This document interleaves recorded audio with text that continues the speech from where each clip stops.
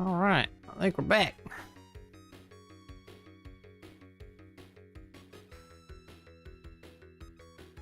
Let me re-ping everybody. Let's see. I know, and everybody was already here, and I threw them all away.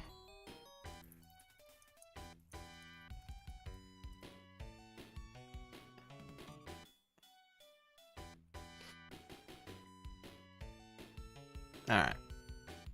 Now, is anybody still around? There's Wisp. All right, we got one back. I probably just lost everybody. It was such a good turnout too. Ah, he's back. Woo. Yeah. Golly, man. I think I'm done with Twitch. Just even trying, because every time I do it just screws it up. Because I have the YouTube quality up high, where it's nice and crispy and smooth, like you can see the smooth frame rate. I have to dumb it down for Twitch, which technically is against their terms of service because you're not allowed to stream anything higher quality than you do Twitch. So like, it's a real pain in the dick. And then when anything goes wrong, I have to shut down the whole stream and redo it. So. And because Twitch is so glorious with all their mechanical back-end setup, you can't really test stream on there without going live and notifying everybody, which is very annoying. So, you know, the few subs I have over there are going to be like, Squirrel's live, Squirrel live, Squirrel live, Squirrel live, Squirrel live, as I'm trying to figure it out. Whereas YouTube, you can set a private stream. I'm just saying, YouTube has better tools than Twitch. For the streamer. Now for the chat, Twitch has all the fun features, right? So I don't know. It's frustrating. Maybe I'll do YouTube and Kick. Become a gambling streamer. That's what they do over at Kick. Anyway, today is a disaster so far. Just really having a good time over here. So I have at 3:30 my time what I would consider a very important meeting with an editor individual, to get things back on track. And I scheduled it for 3:30 because they had the little Google Meets time scheduler or meeting scheduler, and I clicked 3:30 for a very specific reason. And then I'm sitting here, and I was like, okay, I got to stream in a couple hours. Let me get prepped for this meeting later. And all of a sudden I get an email that's from the editor lady, and she's like, hey, missed you at your consultation today, blah, blah, blah, blah, blah, if you need to reschedule. I was like, excuse me? So the time zone was super duper wrong. I will say on Google's end, I guess, because it was Google's page. For some reason, they picked a time zone that was 6 hours off from me. Almost just like 6 hours off from me. Because I'm seeing CST and this person's an EST, so it would have been 7 hours off for them. Super weird. I don't know why. So that was fun, but we got to reschedule. We're still gonna do 3:30 today. Good luck with your editor, man.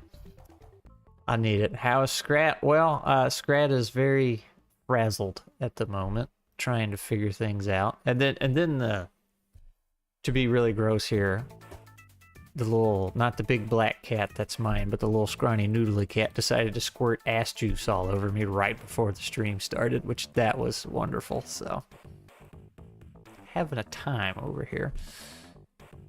And you were unlucky with the editor. Yep. But hey, like, it sounds super cool. I'm super excited to talk to him. Super nervous and scared. Because I get nervous before those kind of things. That's how I am. Gotta get your luck in earlier.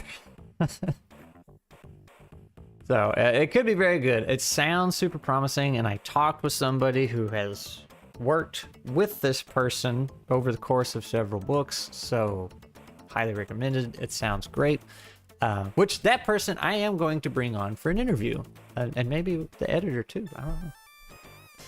Maybe I can work out a deal with him. Like, hey, if I get you on stream, a little promotion, can I get a 10% off coupon or something? Anyway, I think we lost Star Hat Sage. Oh no, he's back. He's back. There he is. Okay. I think everybody made it back. Alright. Let me close this Twitch thing. Because that ain't doing beans. Let me make sure Twitch is actually turned off. Not that it was streaming anything anyway. Alright, offline. Alright. So yeah. That's this morning. Been going good. I feel like something else happened. Other than the temperature dropping like 40 degrees or more. Actually, it might have been about 50 degrees. We do not pay an exposure in this house. Hey, I said a 10% off coupon. Still be getting their services and paying for them. But the prices are super good anyway. So let's see. Let me get a couple things on here. So we can pay in corn and nuts like civilized people. That's right. Can I get like... Instead of just putting text blocks on here, let's see. I bet you she doesn't have anything in her... She doesn't.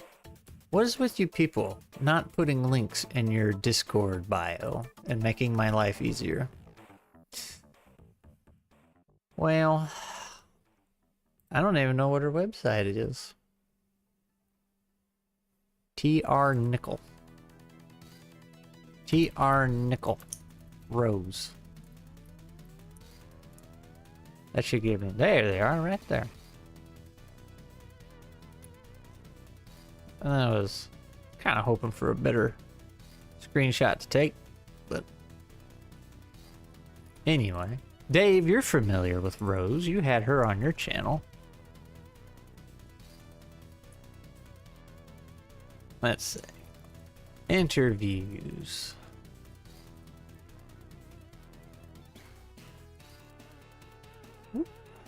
Let's just do this. Rose, yeah, you know her. Rose is her name. What's up, man? Alfonso Lara. Online Kraken is a separate entity from offline. So Rose is going to be coming on. We've actually have that one scheduled. Let's see. I can figure out when it is. It's way out there, unfortunately. It's Friday, April 3rd. April 3rd.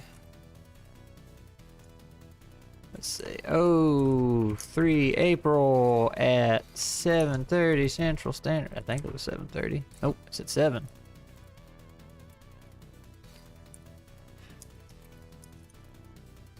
Alright.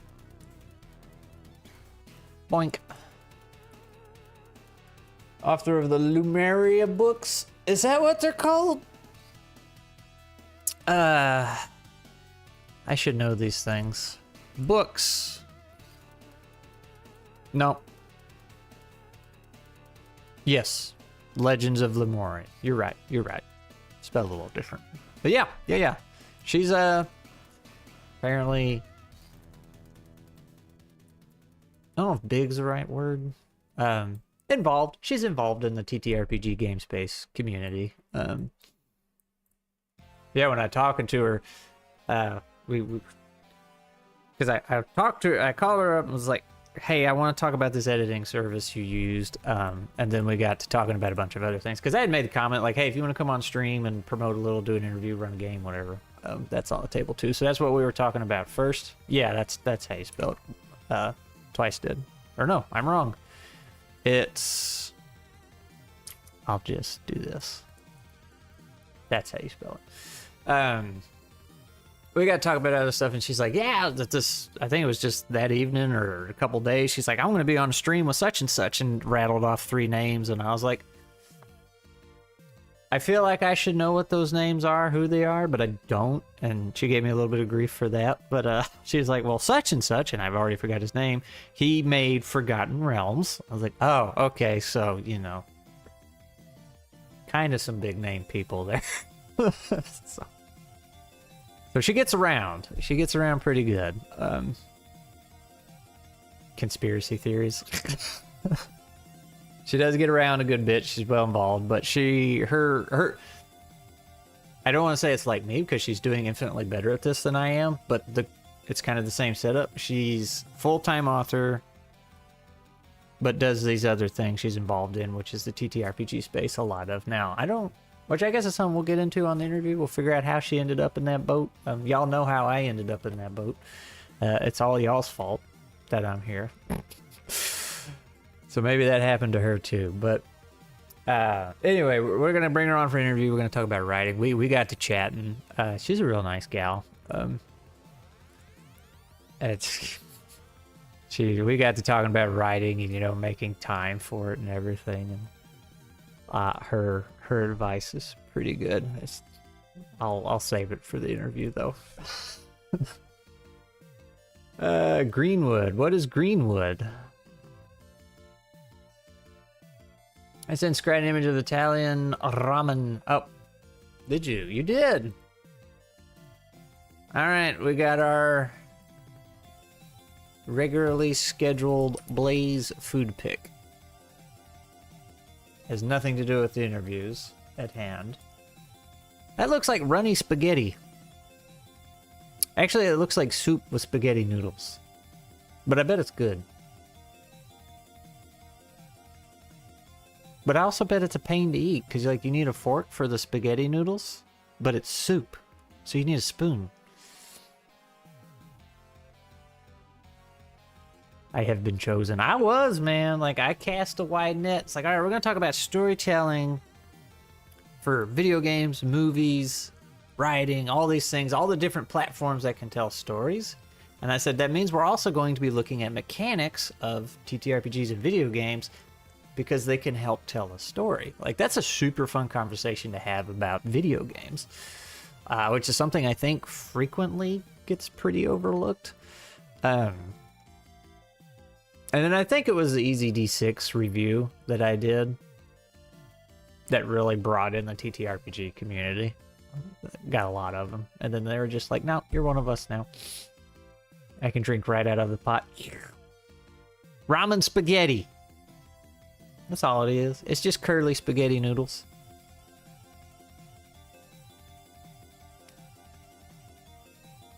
Asian noodles. Yeah, curly spaghetti. That's all it is.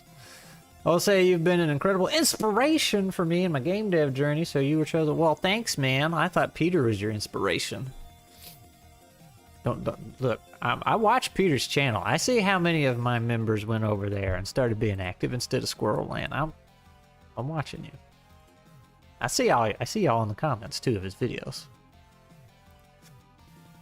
Think I don't notice. But I'm glad I could help. That's kind of my community is supposed to be more of a stepping stone, is what I'd rather it be, instead of, you know, Peter's got the hardcore game design place. It's like, yeah, we don't do that in Squirrel. Like, if you want to share your game and get some feedback, you can, but you can also share your artwork, you can share your cooking and blah blah blah. Like, we're just here to create stuff. And be that gentle nudge to keep you going. You met me first? Yeah. So anyway, interviews. Blaze, I gotta slide your picture over here. Put that over there. There you go. Legends of Lemuria series. It's curly spaghetti. So that's interviews. Games. And I just reached out to this individual this morning, Scale Mail, and he said, I have a test game starting Wednesday with a group called Moongate, which I think I know. I wanted to look that up. I think that's the one Avenue Studios worked with. No, it's not. They're Moon Skull. So who's Moongate?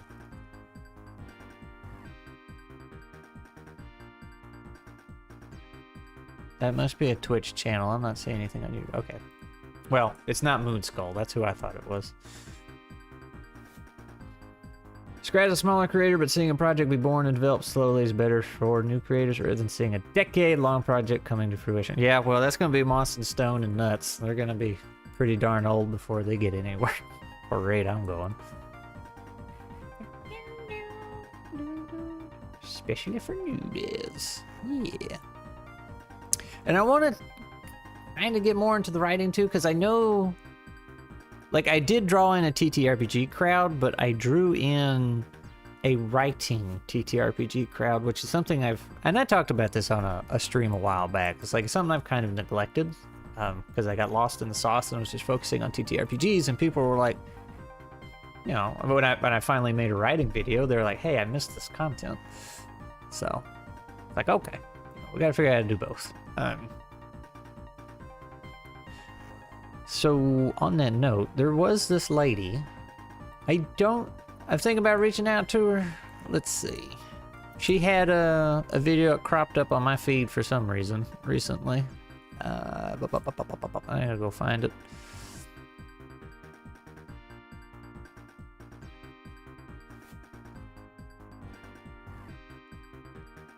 I'm gonna scroll my history. Alright.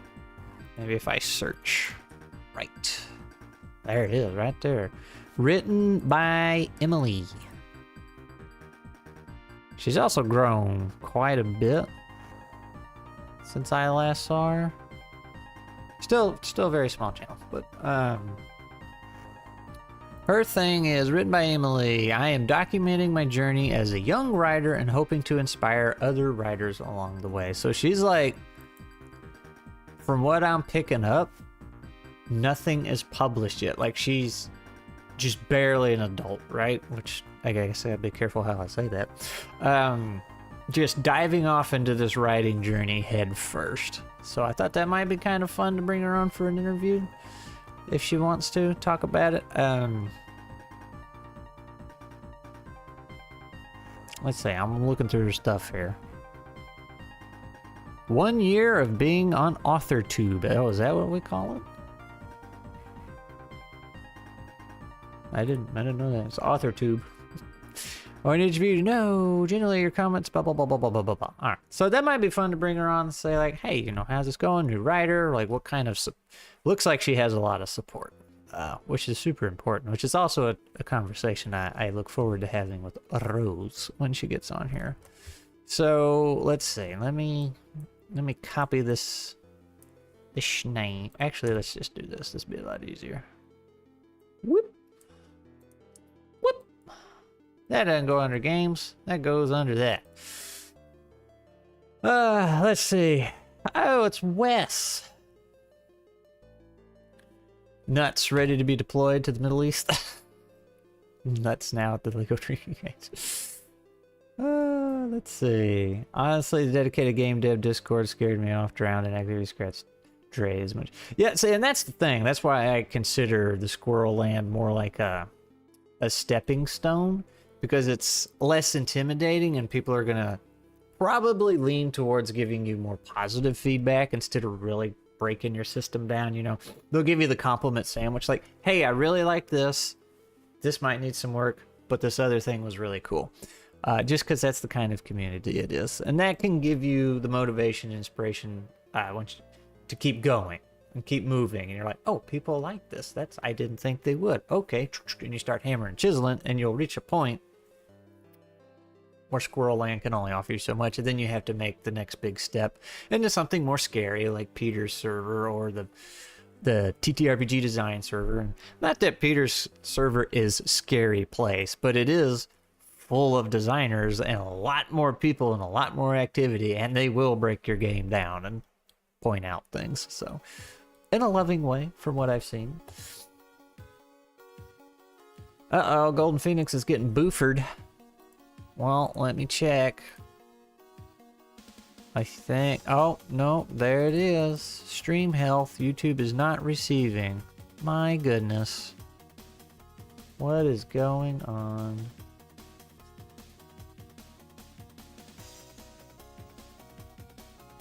I thought I fixed all this. We had such a good stream last time. Now it's bouncing all over the place again. Am I gonna have to like reset that every time? Peter the Scary. I lowered the quality of the stream and now it's running okay. Okay, so I got too much quality going. We're not seeing any buffering. So Wes, Wes, speaking of interviews, you need to interview me about my book. And then there's another stream I want to do is have like you, Dave, Peter, maybe Dan from Avenue Studios, whoever's read the book. Then y'all can not roast me, but we can talk about the book and things you thought were good and were not good, that kind of thing. And mostly I want to do that because I do not want to be that YouTuber who talks about writing and can't actually write. You know, who puts on this show. I don't want to be Shadiversy. I'll just say it. I don't want to talk about writing all the time and then roll out a crap book. Like I'll own up to it, let y'all have your opinions and thoughts. So also that music's loud for me. Done nothing about item economy. I've been bullshitting my playtesters in a trade economy based around gunpowder, lead, and salt. So don't tell the players. Your secret's safe with me, man. Also, let's see. If I go here, this guy, I tried to get him on. I haven't got a response. I don't know if I went to junk mail because I just emailed him. I guess I have to hit him up on Twitter or something. Let's see. So let's make a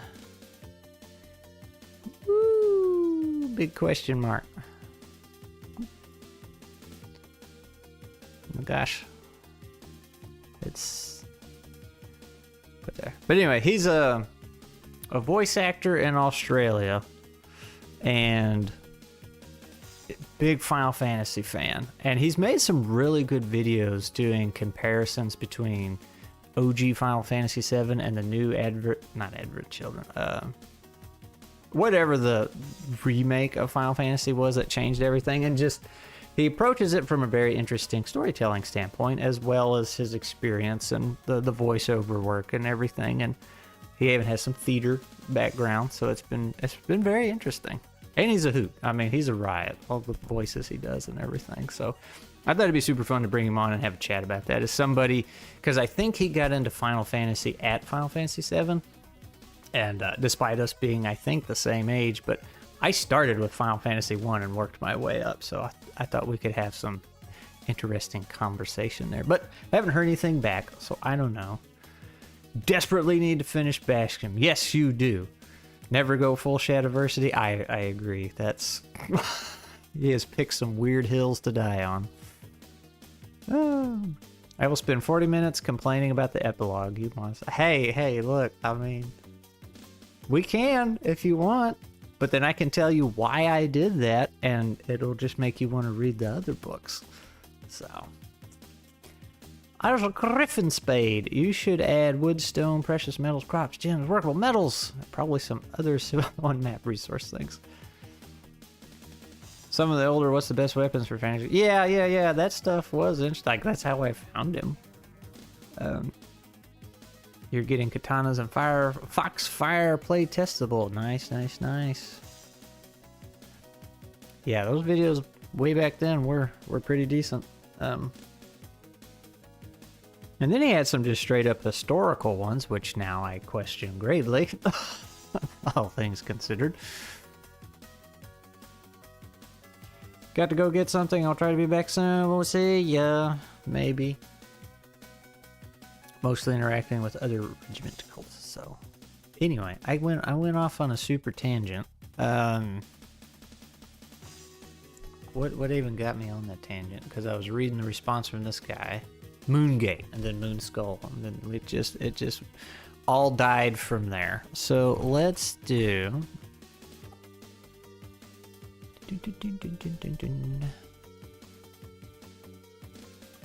Scale Mail. Y'all remember this? We played this one. It was pretty fun. I would not mind playing it again. This was a guy I just reached out to, and he said Appreciate the check-in. Things are progressing well. Having editor issues. But aside from that, it's mostly done. You know what? I'll share the... This was in his Kickstarter update that went out today. It was convenient because I had already in mind and planned to reach out to him today, and then I woke up to a Kickstarter update from him. So that is Bob the Blob. It was a regular gelatinous cube type of slime blob thing, but it gained some sentience and became a jolly old fellow. And then adventurers still tried to kill him, which cut him up and made more bobs, not blobs, and they're all like Bob. So now it's like a whole species. Like, that's pretty great. Oh, Monster says Wes. Look, man. There is a reason I did that, and I will give you all the spoilers if we have that stream. So, because I got a lot of stories planned out. And that's actually going to be one of the questions I asked the editor today. Is like, hey, I have this one that I've been on for a long time. Kind of frustrated with it. Should I just start with a whole new story and come back to this one later? And Twice Dead's probably like, yeah, that's the advice you gave me. Why don't you take it? For my future fantasy world, I plan for the economy work of iron scale coins. Ironwork being a huge part makes materials valuable. Nice. Went through the Bronze Age collapse and iron became important. Yeah. You believe you backed Scale Mail. I need to look at it again. Well. Yeah. Oh, hey, prehistoric vending machine. It's pretty fun. It's a pretty simple, straightforward little game. I like how your ability or whatever you're trying to do, you know, I think it was based off a stat, which gives you a die size, and then you can spend this resource to make the die bigger. Or no, you add. Was it you made the die bigger or added a bigger die to it?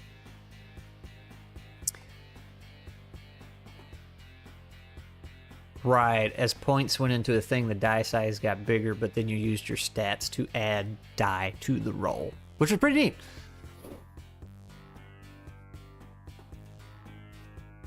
Answer to that is yes. Well, to what? How far back are you, Dave? Did YouTube, YouTube looks like it's fine now. It's sorted itself out, so I don't know how far back you are, Dave. So do I count as an interview on my own channel? Like, is that how that works? We'll have Scrat, and then we'll have Wes. I don't know why you got all capitalized. Dave, have you read Bashkim? I know Peter has. He read it first. He like got it last out of all of you and finished it first. How's that make you feel? We get Dan on here too, because I know he has it. And like, while I'd like to get everybody that has it, I don't know how to fit all y'all on stream and give y'all room to talk. How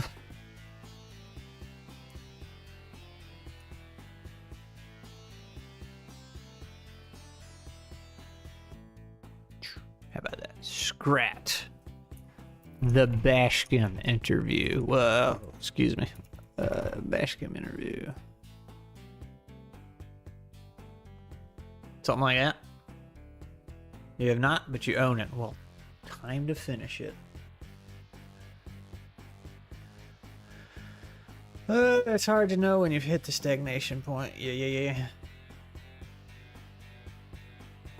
You as far back? Yeah, I figured. Like, it looks like it's sorted itself out now. I don't know if I had a hiccup or YouTube had a hiccup, but which means, did I even need to reset the stream?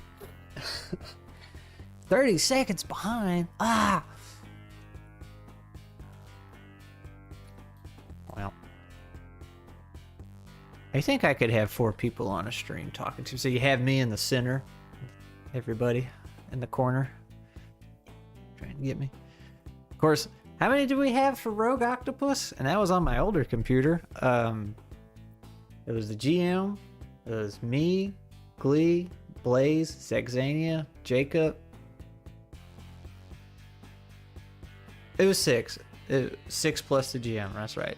We thought about getting 8 people, you know, for Octopus. What did you miss? You missed me trying to count.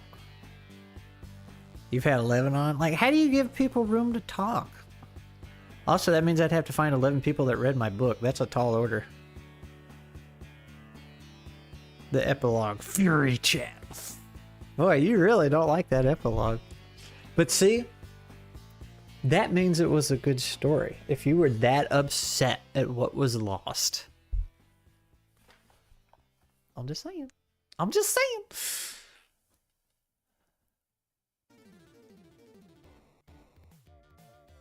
Was it 8? Well, no, I think it was 7. It was 6 plus the GM. Honestly, the time between delay and response popping up on your end isn't that different. We were in 3 groups of 2 plus. Yeah. That's what I thought. So I know. Delays messages so bad. Yeah. Now, if you know, while we're putting this on the board, if y'all think of people you want to see on the channel, throw some names out there or some games. Dave be getting all the interviews. Wes be raging against the die. All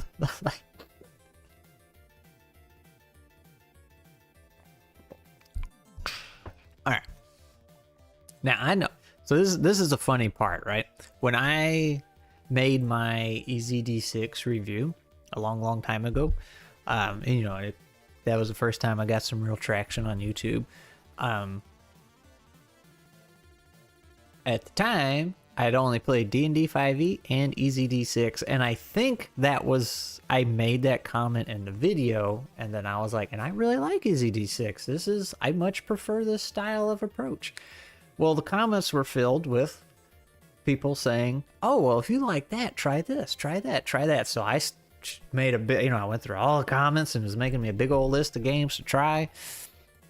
And Tiny D6, I think is what it's called, was like top of my list. That was one I wanted to try the most. And for some reason, to this day, I still have not played it.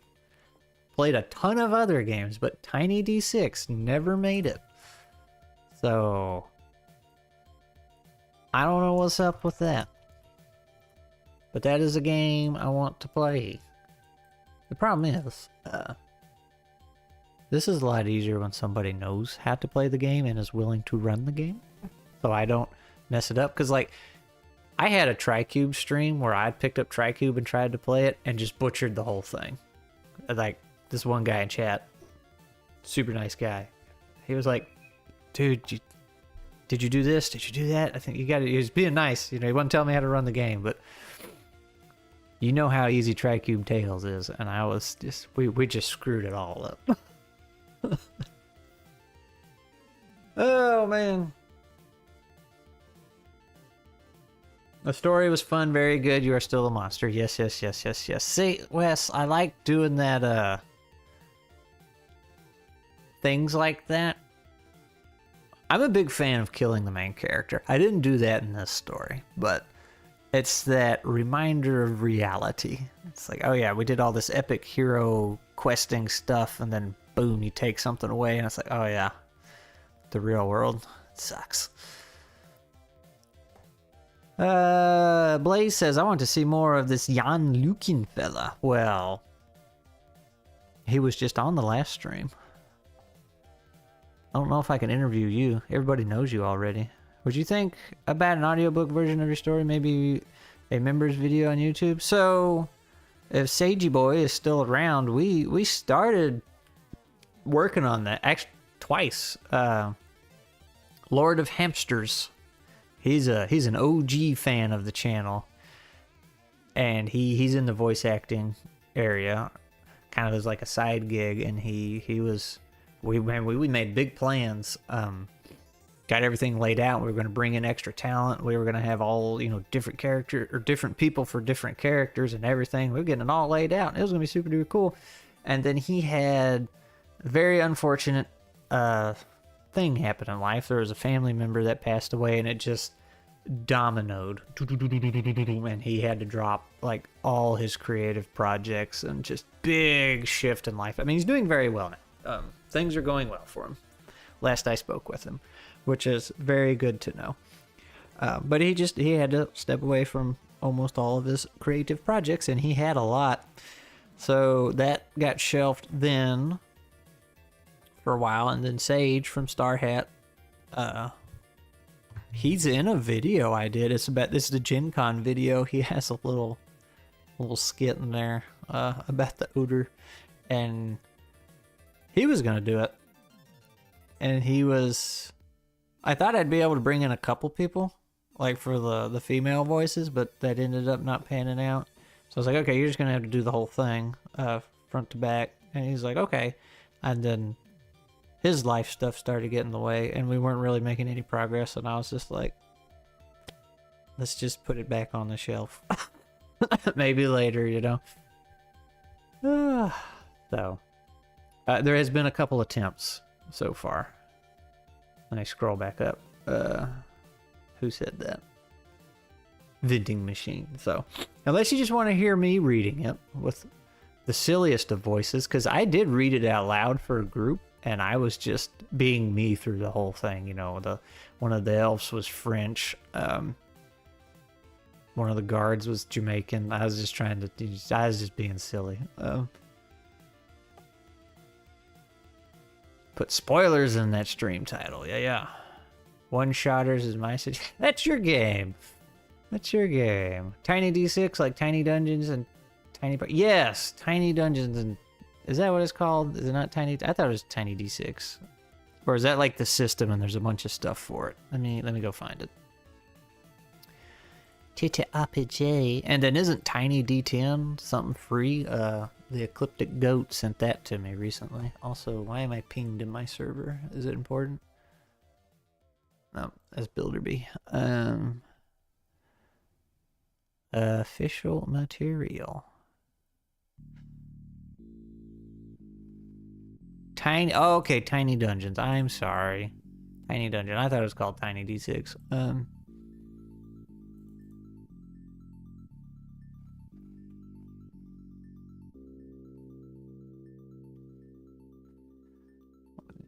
Why is that taking so long? Why are you taking so long to download? Microsoft having troubles? It's 19 megabytes. Just pull it out of my cloud. Why? What is your dealio here? Anyway, while that's downloading, I guess, because I live in the Stone Age. Still not acquired Tiny D6 either. I thought it was called Tiny D6. This thing, Tiny Dungeon.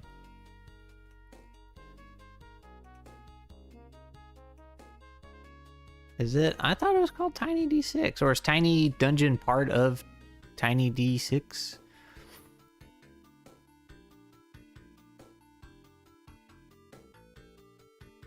Yeah. Well, anyway, this is one I want to play.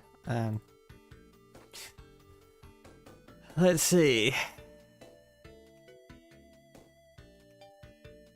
Screw your escapism stories. That's right, man. You gotta face reality, man. Can't. I can give you a little bit of a break, but I gotta rope you back in. Hello, cat. Man. I think you got a version of Tiny. You just got a version of Tiny. I need to look into it more. Very nice. I also used to tend to kill main characters in my stories in the first book. So, and this Rose lady I was talking to, I remember she was on Wiss's channel doing an interview. She was talking about. I really liked what she said because we were very much on the same page. She was talking about death needs to be important and impactful. So when a death happens in the book, like it has some punch to it. I was like, yeah. Because I've done videos about that. And killing off characters can become super gimmicky super fast. I try not to do that. I have very few deaths in my book, but when they happen, it's supposed to be impactful, and sometimes it's kind of gory, but it's not frequent. Audiobook version of the book would have been fascinating. Yeah, wouldn't it? You checking on him is good. Scrap, what conventions are you getting ready to go to? I am fixing Wes. The convention I'm fixing to go to is Blues Comic-Con in Memphis. I know that's not the answer you were hoping for. But that's what's coming up. And then I'll be going to EcclesiaCon in Pennsylvania. Is that where I'm going? I don't know. I'm just hopping in the car with Great Mustache and we're going to go for a ride. Reading about characters you know are going to die can still be interesting. I read A Knight of the Seven Kingdoms as it was coming out, and I know they die at some... See, I like that too, when, and believe it or not, Star Wars is a good example of this. The Clone Wars animated series, the computer animated series, I think it's just called The Clone Wars. That, and there's a lot of junky trash episodes, but there's some really good ones in there. But all throughout that story, like, you're building up this relationship between the clone troopers and the Jedi, and the whole time, you know, you're like, okay, all these Jedi die, and all these clone troopers get turned bad, and it still hit like a freaking truck on that last episode when it came. It was so good. Like I said, you had to weed through a lot of junk to get there, but willing to run one-shotters for you and anyone else who wants woo-woo one-shotters. Well, let's put it on the board. 'Cause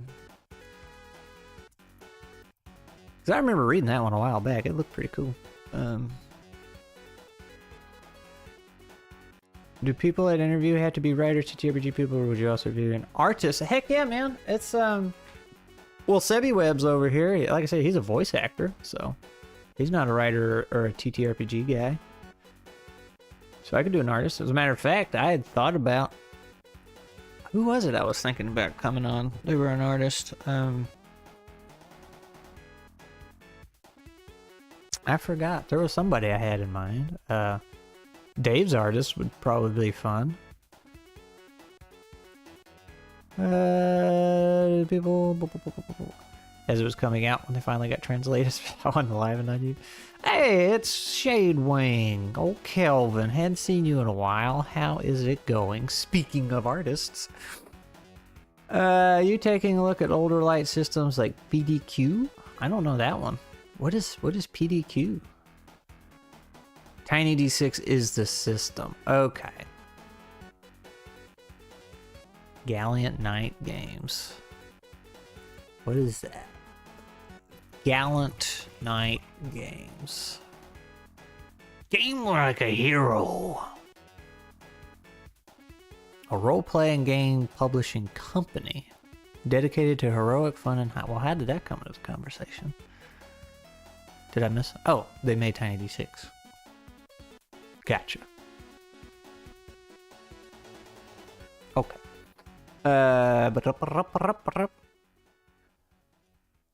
New Jersey, man. Is that where we're going? Okay. I might have to double check. Maybe I got a hotel in the wrong place. Like I said, I'm just hopping in the car and going. Man, I really want to game in the Northeast one year. So many good sounding conventions. I'll say that everything's up that way, right? Same logic as the Bardic Special of DBZ. EcclesiaCon is tiny, but Page is a blast. Yeah, Page, PAX. I think it's just those two. Those are on my radar. Those might be, because they've already come and gone, haven't they? Those are on my radar. I want to do those. I was just telling somebody this the other day. Matter of fact, it might have been Rose, because she was like, "Yeah, I went to 46 different conventions last year," or whatever. It's like, holy shit. It's like, but she lives up there in that area where it's a little easier. It's like, for me, it's like, golly, you know, it's a plane ride or a very long road trip to get anywhere. because I'm down in the South and there's just nothing down here for this. Like, I'm super surprised there's this Comic-Con. Well, a matter of fact, this Comic-Con that's coming up in Memphis, that is their first time here, if I remember right. So, yeah, that's what I got to work with. Seeing how things went down can be great. I feel like I missed an important message somewhere. Oh, wait, no, that was in reference to the seeing, yeah, what happened to characters. Yeah, that's super cool. And then you get attached to somebody you know is going to die. Convince my artist to come on. That might have been who I was thinking about, Blaze. She is shy, but she could be cool. Because, matter of fact, I think that's who I was thinking about. And even if I couldn't interview her, I was like, I wanted to have the chat of how, like, you got her and how she started out and then kept working and, you know, and do the before and after. Like, here's where they started, here's where they're at now, because it's a pretty cool journey to see. You know, they just kept going and they've gotten better. And you have all this artwork now. So maybe we'll just have you on, Blaze, and you can talk about her. And then she can hide. Egon, is that how you say it? The unlikely story is a good one. How did he end up a good king? Why did he try to hatch dragons? How did he dunk of flea bottom? Had a duke of flea bottom? Become Duncan the Tall, Captain Kinsguard. There is Palmyra, Pennsylvania, out by Hershey. My wife is actually from there. PAX Unplugged and Page are from there. That's what I hear. So, you know, my first convention was Gen Con. I started with the big one. And then I'm going to go to a tiny one at EcclesiaCon. But hey, EcclesiaCon will be where I play my first physical TTRPG, and it better be nuts. Just saying. I have never played physically a TTRPG. I've never got to roll dice with other people at the table. Ask her if she'd be willing to do it. Another option would be to have the two of us so I can help her out. Yeah, that's kind of what I was thinking. Have you both on, since you've been working together for so long. Just lucky to have a TTRPG at all down here. I'll let you know this summer if it's growing. Oh, you're in Texas? I think I knew that. You're down there with a... Oh, is this Altered Beast? Tangent Squirrel? It is. I thought I recognized that. Did anybody play Altered Beast on Sega back in the day? Oh man, what a game. But anyway, yeah, you're down there with Great Mustache. Texas. And Crabsoft. Which he jumped off Discord, so I don't know how he's doing these days. Absolutely no idea how they pronounce A either. Like 4 different possibilities. That's all you're expecting. Yeah, man. When I got roped into this, it was because I was running another community and, you know, had people from all over the world and they wanted to play D&D, and you had a guy in Singapore, a guy in Florida, two guys in Canada, and me down here where I'm at. And so it's like, we can't get to the table. I just play online, and that's what we've always been doing since. Never played at a physical table. Good thing we have a dice finger. I mean, look, I got... Where'd it go?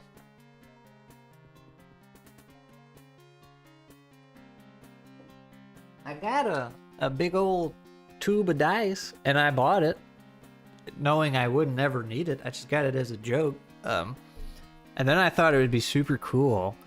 Like, I just bought this huge bag off Amazon, and then I got it, and I was like, oh man, like, every character in that first campaign I was running, there was a die for their color scheme. Like, this was Mokes, the Tabaxi. And I was like, I could get the set for every character and, like, get a little fancy name thing and frame it and be like, this is my first campaign. These were all the characters that I killed. I didn't kill them. They lived. Never ended up doing it. That's too much work. So. Alright, so let's put... Blaze and his artist. I forget her name.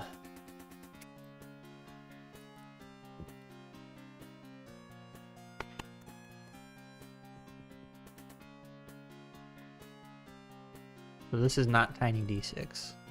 What we say it was? Tiny Dungeon? Tindy Dungeon? Tiny Dungeon.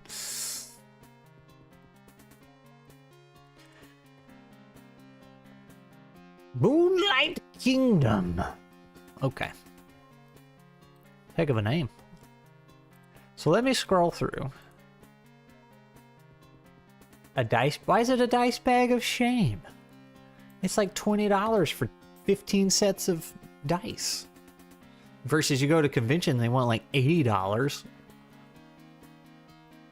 for one set, and it's the same thing. I have the Transformers TTRPG, and obviously I want to play that one. But it looks complicated. And I start reading it and I get distracted by all the artwork because it's super cool. Matter of fact,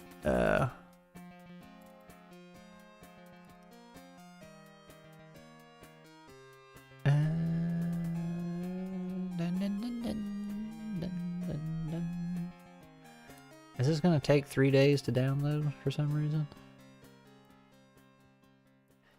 It might. So we got Advanced Tiny Dungeons. We have Adventurous. Oh, that's the other guy I want to have on here. Adventurous. I never know how to spell that. Adventurous author. I forget his name. Dawnfist Games or something. I forgot what his actual name was. I want to have him on. It's gonna be more. Because he made Adventurous, and then he made a big 2.0 update for Adventurous. But he's also working on a solo book for Adventurous. And I was like, oh man, so we could have him on for an interview, and then he can do a playthrough. Solo playthrough by author. So it's kind of both. I wouldn't be playing it. We'll put that on an interview. She's interested. Well, have you ever heard of Outgunned? Played? No. Heard? Yes. Want to play? Yes. And I thought I was going to at EcclesiaCon because I was looking at the events and there was Outgunned on there. I was like, oh, we're going to do it. And then that was last year's events. I thought I had a game set up in Squirrel Land and I missed it. It like got set up and I missed the conversation, so I didn't get to play. But that's one I really want to play, is Outgunned. Because they use that system for multiple different settings, and then Household is also made by that same company, which is where you play as tiny people. And I don't know if it uses the same system or is like kind of built off of it. It seemed a little more detached, but I could be wrong. You will run Outgunned? Oh, okay. Well, heck yeah. I've been wanting to do that one since I found it. I haven't.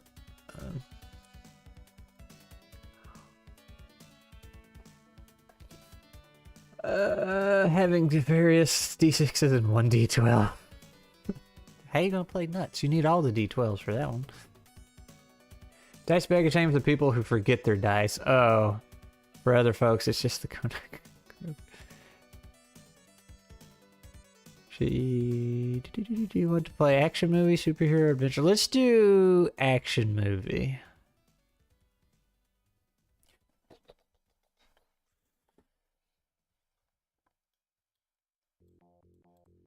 I'm kind of getting my superhero fix these days.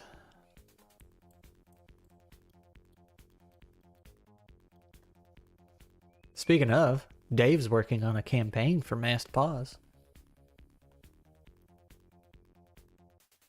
Is that a campaign you're fixing to start?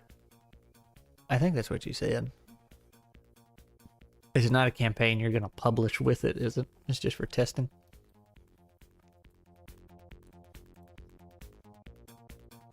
So anyway, outgunned.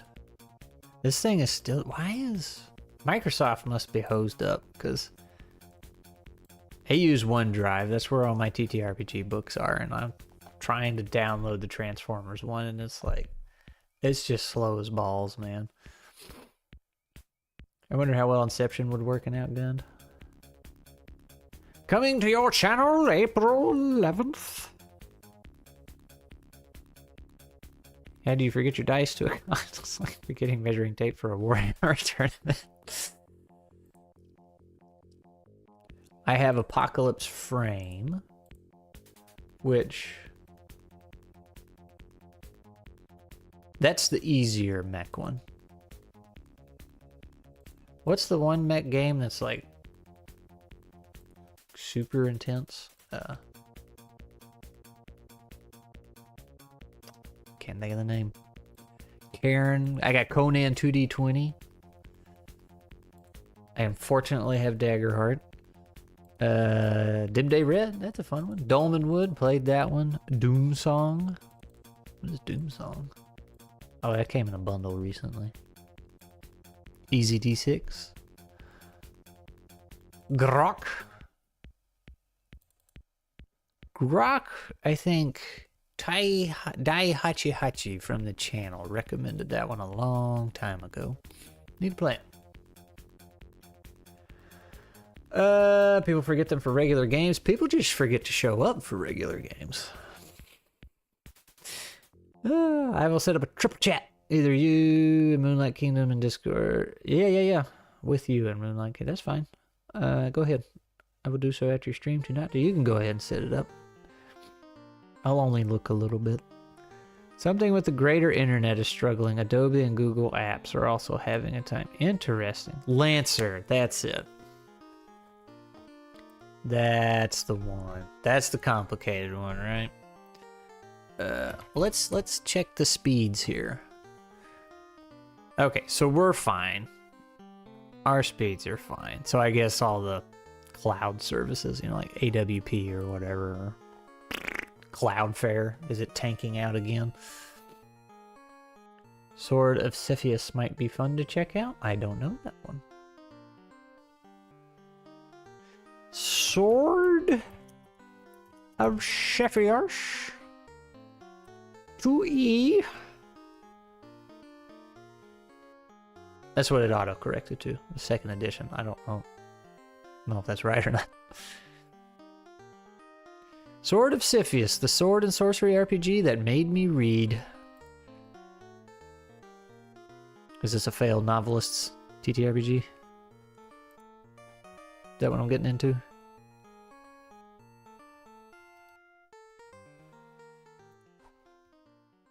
Oh hey, we finally got the Transformers thing downloaded. Like, it took that long. Granted, it's a big thing. It's like 200 megabytes for that's big for a PDF, but still. How do I? That. I know y'all can't see this, but there's like this really cool. There's several cool pictures of RC in this book, but there's one in particular I was trying to find. Fortunately, there's not like any great pictures of Optimus, which is kind of a shame. You got Wheeljack.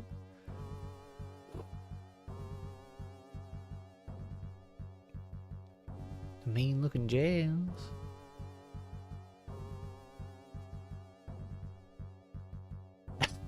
I forgot about this one. Let's see. She is like, she came out of a horror movie in this one. Poor guy's about to get it. Where's the like super 80s one though?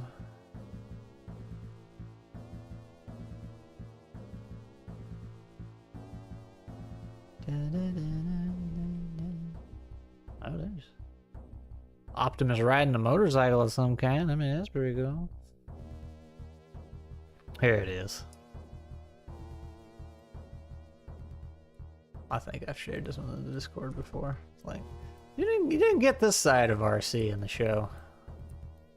Looks dangerous. Based on Cepheus Traveler engine, you have been tricked, and you know the rest. Hey, y'all, don't forget to like the stream, spread the nuts worldwide. Yeah, buddy. Alright, let's see. What was I? Grok. Not to be confused with, you know, the Twitter AI thing. Oh, here's a Grok quick start. How does this work? Physical, mental, social. Rolling some D12. No. D68. D10. So, I mean, I roll a little bit of everything. Okay. Well.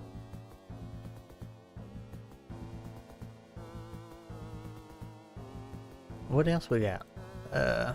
Heroes of Cerulean, which was another thing that was at EcclesiaCon last year that I would have loved to play. See, Wes, you need to get last year's game lineup for this year.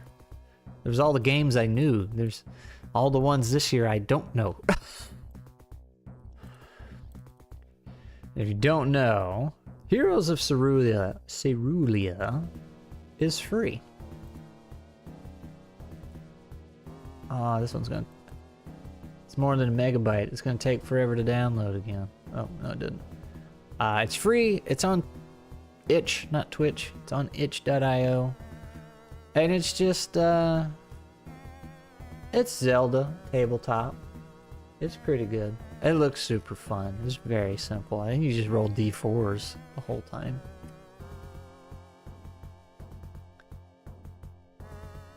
Pretty sure, yeah. Yep. I think the players do all the rolling. It's a good time. Neon Skies. That sounds familiar. Is that a Cyberpunk one? I feel like it might have been you that told me about it, and then I went and got it. Salvage Union. Icy RPG? Indominant Ironbound? I don't know about that game. Don't know if Dave's still in the chat. Legend of the Five Rings, Masks, Mouse Ritter. Alright, what'd you say? Neon Skies? Neon City Overdrive. That's what I have. What is Neon Skies? Neon Skies. Not Overdrive. I was thinking of another one. ttrpg.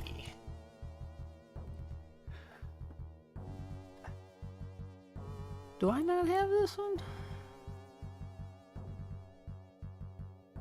Brand new rule system, brand new setting.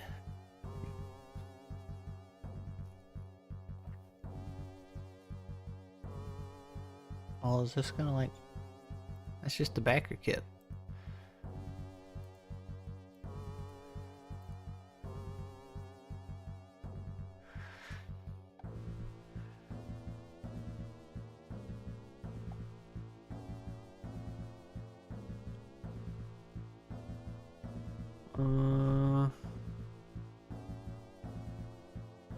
Trying to find literally anything about it here.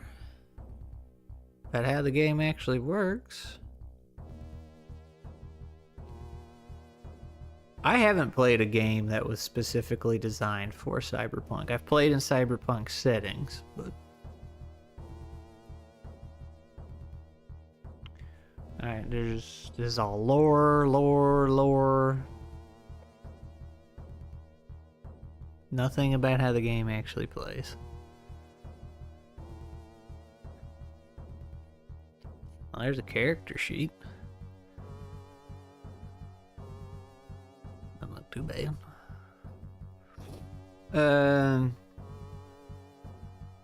I was in chat not paying attention. What about Ironbound? I was scrolling through some games I haven't hit Ironbound.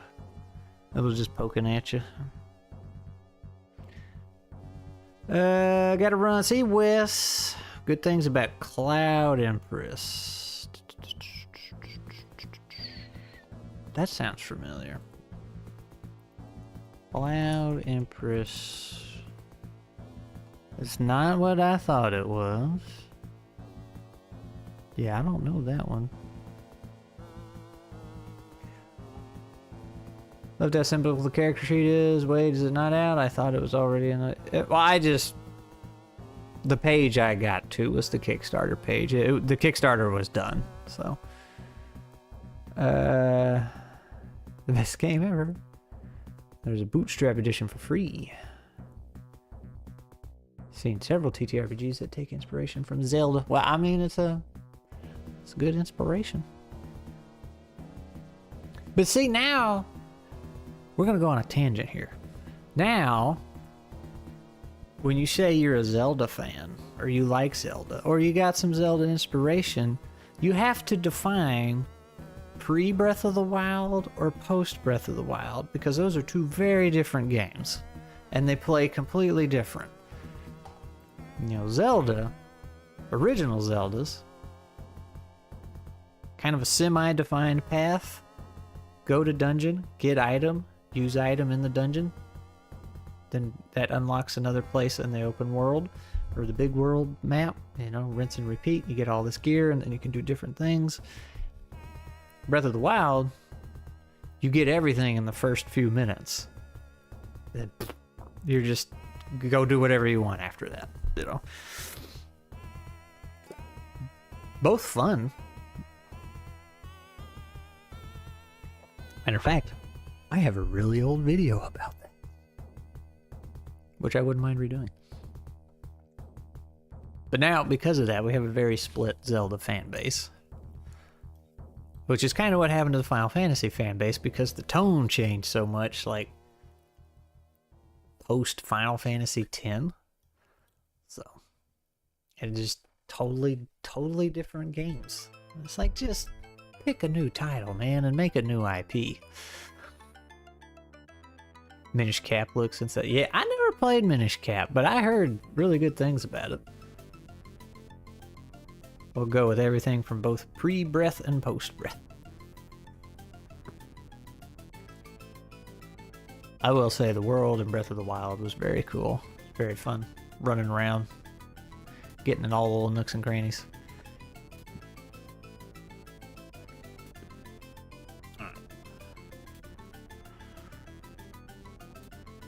So let's see. Dave is going to run.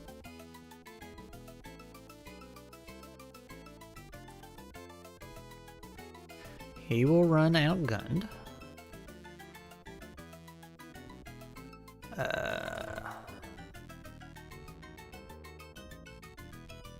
This was... Don't tell me, Golden Phoenix. I'm trying to remember what your name is in Discord.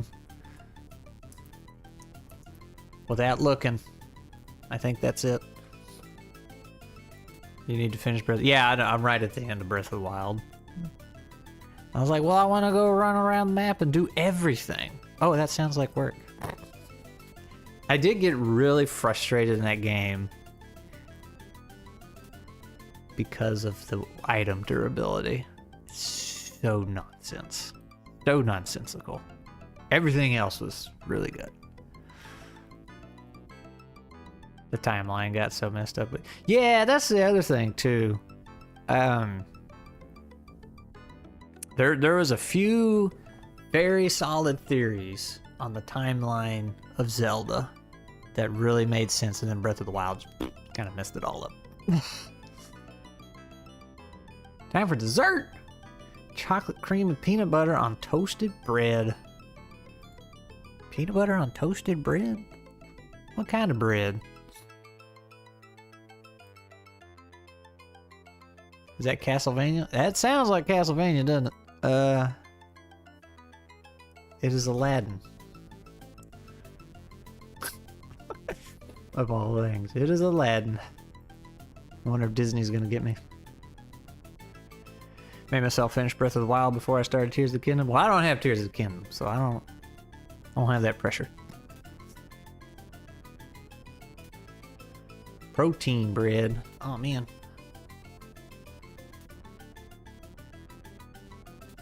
I really wish Breath of the Wild was a new IP and wasn't Zelda.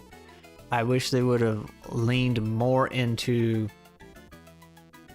the ancient technology side of things, you know, like the big spider bots, and like that could have been your armor. So instead of having to, you know, unequip and re-equip your armor 50,000 times, you just have like this fancy tech suit and you have chips in it that automatically activate when you need it to do things. Like you're in the hot area, the hot chip ticks in, you know. But then all the, you know, your weapons could have had more of the weird ancient tech weapons and more devices like that around. But it would have been a very interesting world. Like, oh yeah, it's all this weird tech that's abandoned and grown over, and everybody's living like medieval times. Could have been a brand new IP, but they had to ride those Zelda coattails. Talking about food now? You buying a hamburger? Oh, could go for a hamburger. Breath of the Wild is obviously a far-flung post-time crash future. Nano machines, son. Did Metroid have nano machines? Oh, were you talking about the way she makes her suit in the newer ones? Yeah, that's very silly. But I didn't think it was nano machines. I thought that was like all mentally powered or weird Chozo magic. Because, you know, old Metroid, that was a very bulky and chunky suit. And that was the best Metroid. You know, Samus is one of the few people that tends to leave her helmet on when in danger. It's so silly, like all the movies, everybody keeps taking their helmets off, or, you know, the nano machine helmet just goes away, bullets flying everywhere. It's like, come on. Cyberpunk Zelda would be incredible. Yeah, man. Protein propaganda will continue till morale improves. Seriously, why the sudden hunger for protein? I found protein pickles. So, I don't know about outside the U.S., but the U.S. specifically, the government started a protein campaign. Instead of educating people on what is and isn't good for you, they just did this thing. Hey, put protein in everything. So, you know, it doesn't matter if it's deep fat fried. As long as it's got protein in it, you're good. Hot chip or hot chick. Definitely a different IP. Yeah, man, but it would have been cool.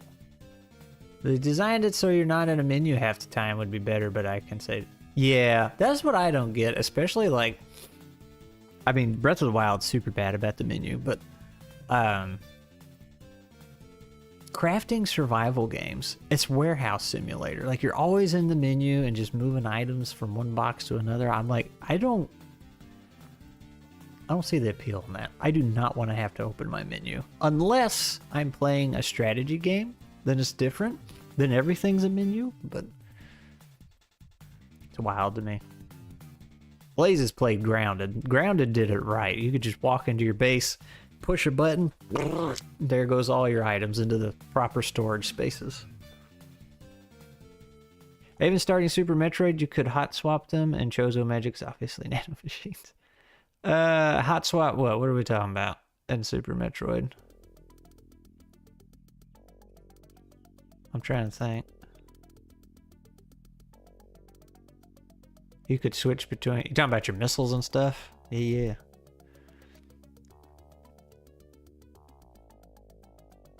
Or the suit itself. You could turn it on and off, the different suits, but like, I don't know why you would. Because they stacked. Like they should, you know? It's like, I got the heat one. I got the one that lets me move in water. They work together. I don't have to wear just one. Oh, man. I ate the protein because it is nice and crunchy when toasted. My dad spent so much time in the OG Metroid, he heard that the identity of Samus could be discovered and he got a bikini girl. He wasn't angry. Dude, Super Metroid is such a good game. And it set so many standards. Like, it became the bar, right? Such a good game. It's almost like oversimplified advice on complex topic goes poorly. Yeah. Samus is more similar to magical girls as in Other M. Other M doesn't exist.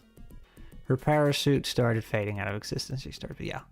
Yeah, Other M was just... If you want to see character assassination 101, that's Other M. It was so bad. Iron boots were annoying. What if we made that 50% of gameplay?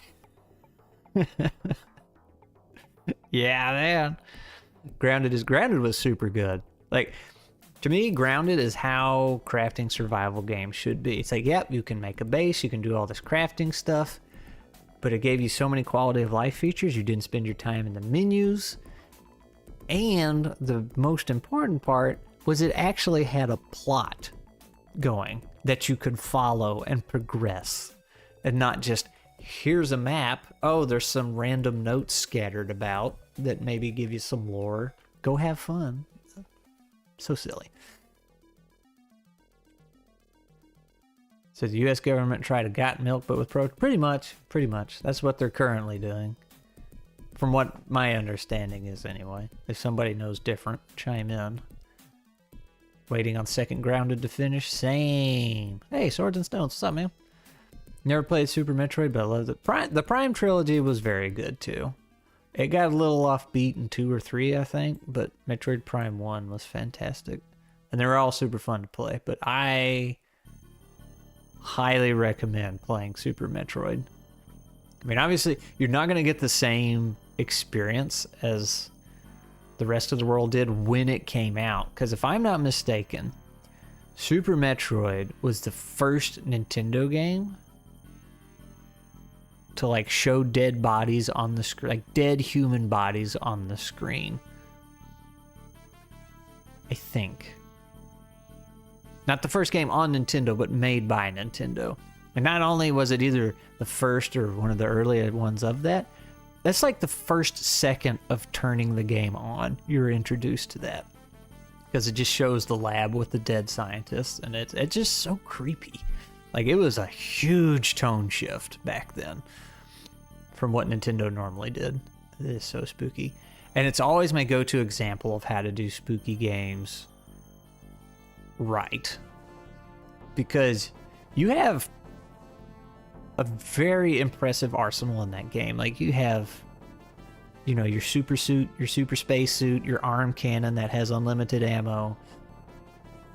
And it's still scary to go around doing things. You don't insta-die by anything. It's just the environment was so creepy and spooky that would put you on edge, even though you got all these, you know, health tanks you can burn through, and like I said, unlimited ammo, and plenty of maneuverability. Like, the game didn't take things away from you to make you feel scared. It's like, no, here you go. You're borderline a superhero, but you're still going to be spooked.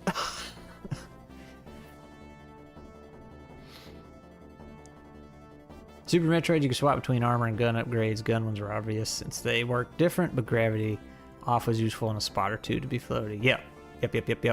Especially, they do that in the speed runs too, don't they? They'll flip that off and whee! You enjoyed Other M? Well, boot him from the chat, guys. I would say playing it wasn't bad, but the story was just so... Like, that was not... They could have called Other M something else. It could have just had a totally different name. It couldn't have been, you know, instead of making it Samus. And then it just would have been...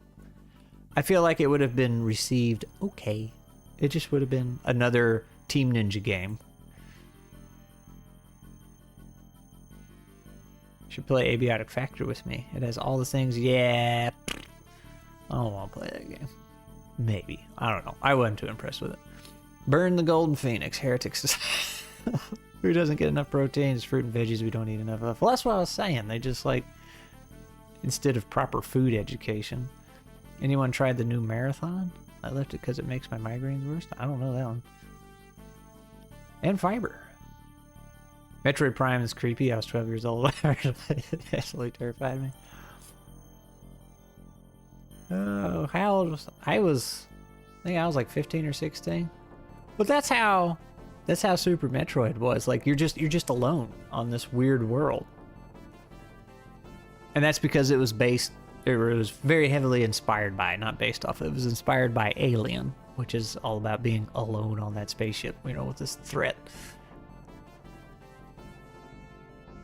Is the spookiness of a story particularly tied to the zeitgeist of the era? Not in that case, I don't think. But that could be something to get into. Talking about scary games, have you tried Amnesia the Bunker? Nope. So I don't like horror games, especially jump scare ones. Like, I just do not care for that. Super Metroid isn't a horror game. It's just kind of a creepy, spooky atmosphere, which I like. The unknown, right? Everyone knows about Lovecraftian and horror. This is now less scary. Maybe. I mean, yeah. We definitely learn to expect certain things. Metroid Prime 2. Secret weapon tricks like power bombs, health. Yeah. Yeah, I remember, you know, if you turn Super Metroid on and just let it'll do the intro, and if you just set it the menu screen, it'll start showing samples of gameplay. It would show the power bomb trick, and I was like, how do you do that? I never knew how to do that. Like, I went through the whole game, I didn't learn how to do that till I was like 30 or 20 or something. I'm still not sure how to do it. Because you have to have, like, you gotta be out of missiles, you gotta be out of super missiles, you have to have only 10 power bombs, and like so little health. Like, you have some weird requirements.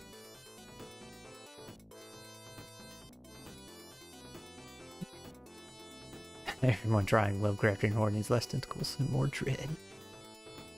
You're eating a literal bowl of veggies for lunch, like 4+ cups of greens. I pretend I am free of the digital influence. What am I having for lunch? I think it's chili. Dread is typical, something more akin to modern horror, but hope turned wretched. AI will see what old AI is. What other video games have you played? A lot of old ones. I struggle to find a good one, modern one. Get scared at the very geometry of the world. Alright. So, we got 1, 2, maybe 3, maybe 4, maybe 5. I'm gonna put this one as green because y'all said you would. I know these guys want to do it, but they gotta finish the book.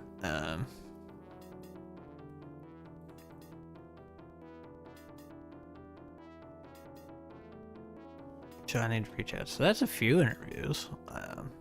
People to reach out to. Let's go back to the ttrpgs.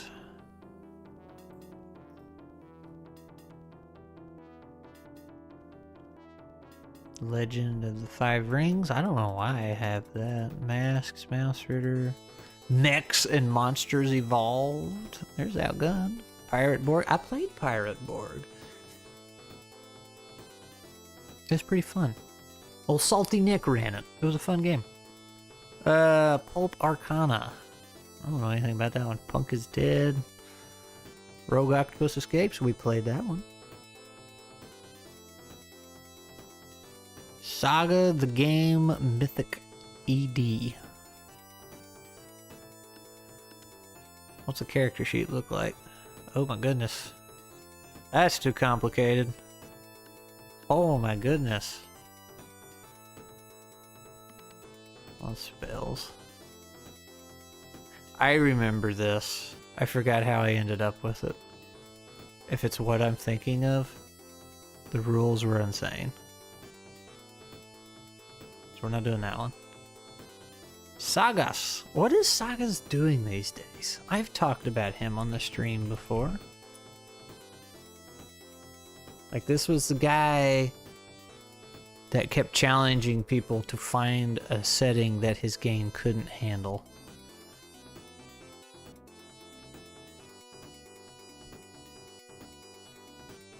Updates. Last update was January 10th. Sagas has been coming along. Work on the final layout of the core rulebook has begun.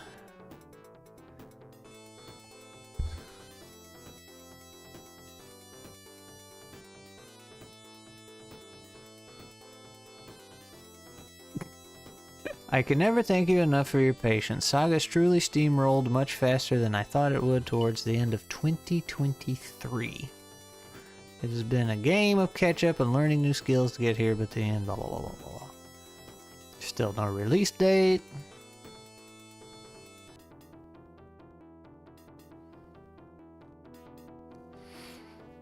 Like, this was a small game. Just a setting agnostic rules light thing. I don't know what the hang up was. I don't know if he had some life things going on or can we how do we get to the beginning? Whoops. That's not what I wanted to click. Update number 1, January 9th, 2024.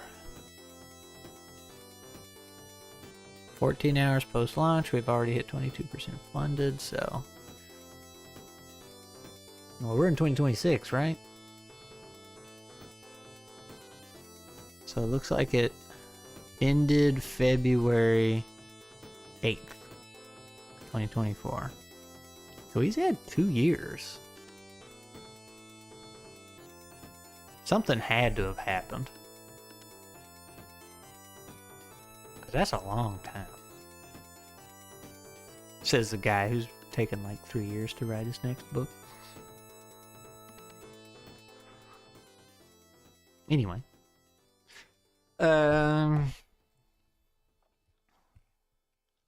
Oh, I can like click a message and highlight it. Oh my gosh, no, I can't unhighlight it. Ah! Well.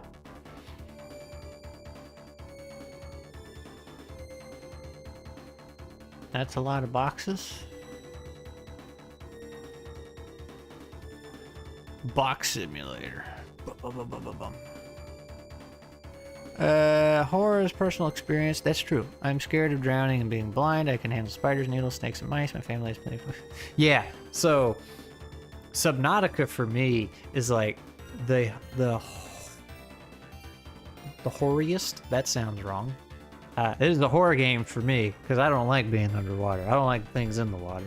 I love swimming, but those giant sea creatures, can't do it. Sudden loud kaiju noises. This is what ttrpgs need more of. Then the generic horror flicks from the past try to capture as many. Yeah.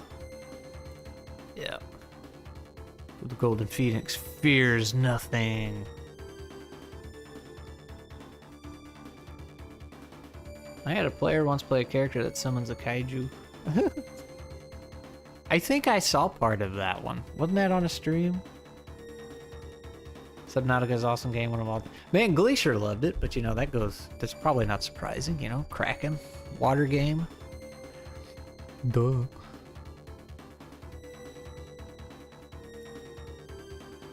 I don't think trying to fill phobia quota is a good idea, but the collective fears time makes for some great storytelling. Most horrific, I left Subnautica to pieces. This might be my favorite game. Over Zelda.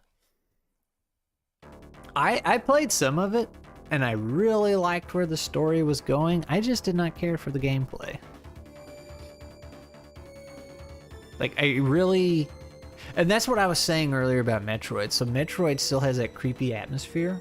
And very spooky, and you're kind of scared to cross the threshold, right? Go to that, like, what's on the other side of this door?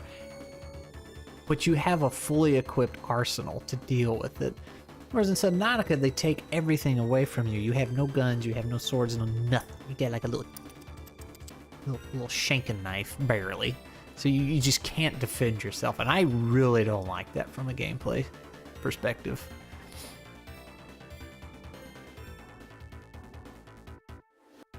Cheap. But they at least, you know, like, you had lore reasons to be in that situation. I'll give them that. The one on stream was somebody just straight up playing a kaiju? Okay. Home invasion genre popped out when Stranger Danger was at its highest. Stranger Danger! Now we find strangers online to meet up with, and they pick us up in their car and take us places. You can't play Subnautica, just can't. I can't either, man.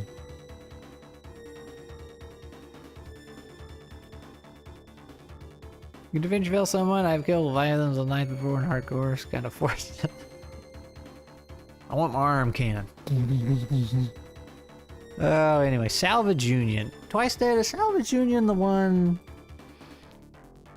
It's gonna take forever to download again.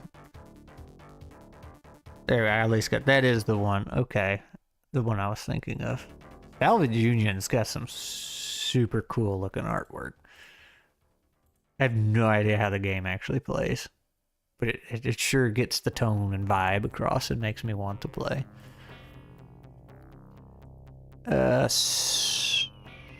Sentience? Hey, Tales from Elsewhere. I've never heard of that game. Tales of Argosa. That was... I had very mixed feelings about Tales from Argosa. Let me just pop it up here for y'all to see. Oh, no, that's over there. This was...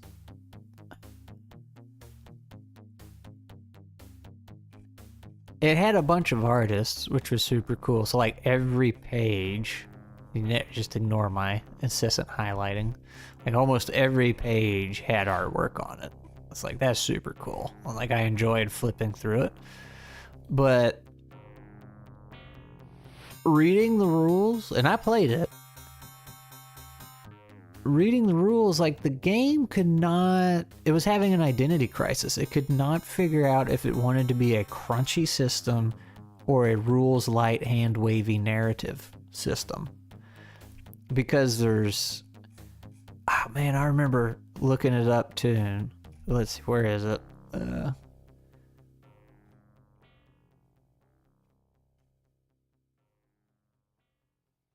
And you know, it tells you the GM, you know, gets to make the final choice.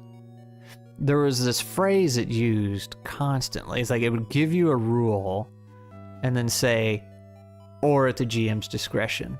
This is how this works. Or at the GM's, you know, whatever the GM decides. And I searched the phrase, or the GM's discretion, or whatever it was, and it came up like 60 plus times, and it's just like, what are we doing?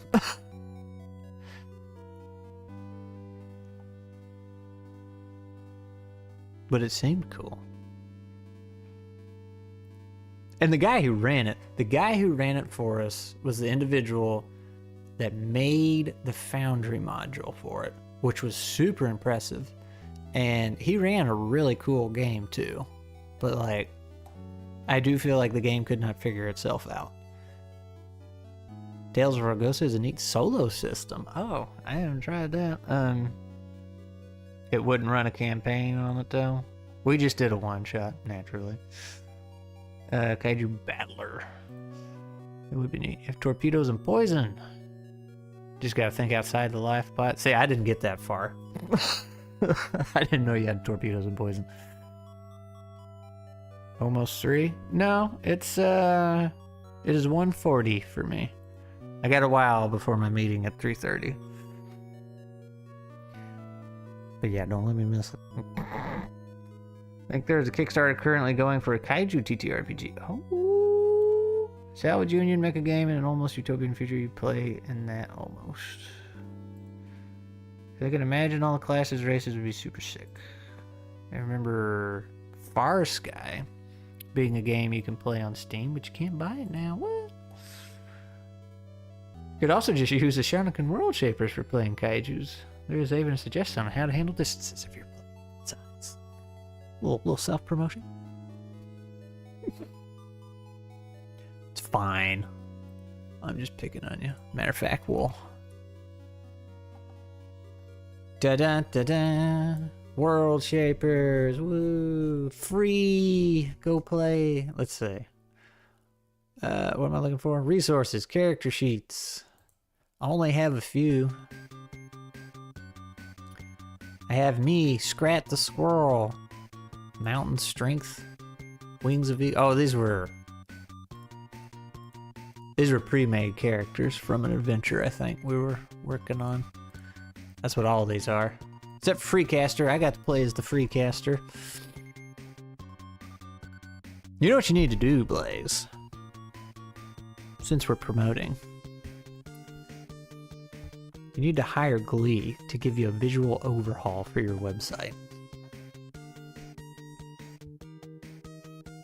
Get you a brand guide set up.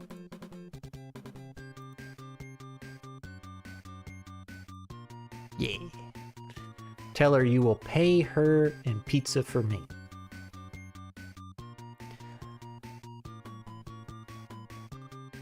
Transfers well to a mech game. Ooh, yeah, for like kaiju stuff.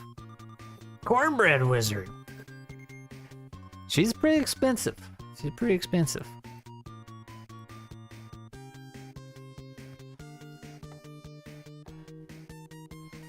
Gotta be honest with you, man.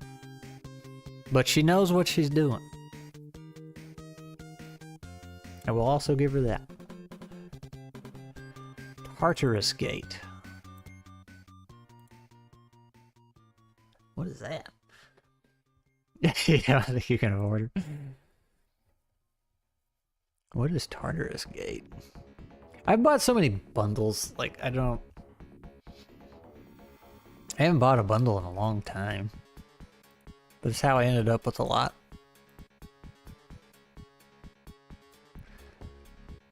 The Four Horsemen, that was super cool. That was an easy D6 one. Magical Land of Yeld. We're not going to play that one. 1,000-Year-Old Vampire. Yeah, somebody told me about that one. Glee, if you're listening. 1,000-Year-Old Vampire. They recommended that because of Cinder Edge, the solo one, the solo journaling one. So might have to check that one out. Tiny Dungeon. There it is. Tiny Dungeon, Transformers, Tricube, Tactics and Tales, Tricube Solo, and then Weird Frontiers, and then I got some stragglers down here. Got Suede, Savage Worlds, Inner System Blues, Adventuring Family, All Tricks Considered, Armored Battle Frame. That's like a one-page, yeah, mech game. Day's been making one-pagers lately. You could go for cornbread. I could go for some cornbread because I got some chili for lunch. So instead, I got a baguette to eat.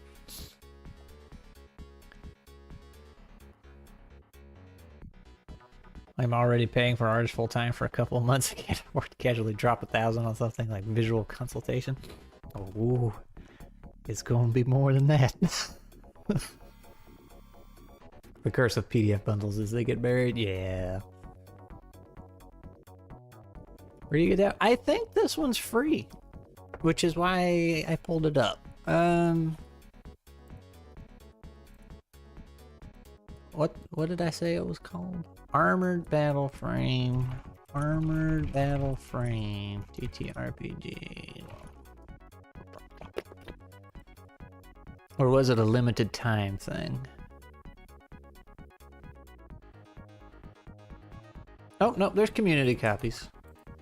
There's 4,443 remaining. You better get it. Can I? I thought I could chat my own chat. How do I do that?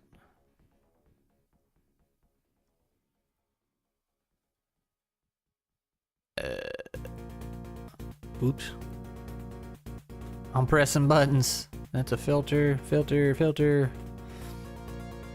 Start beeping when no. Send a text message. It worked. There you go.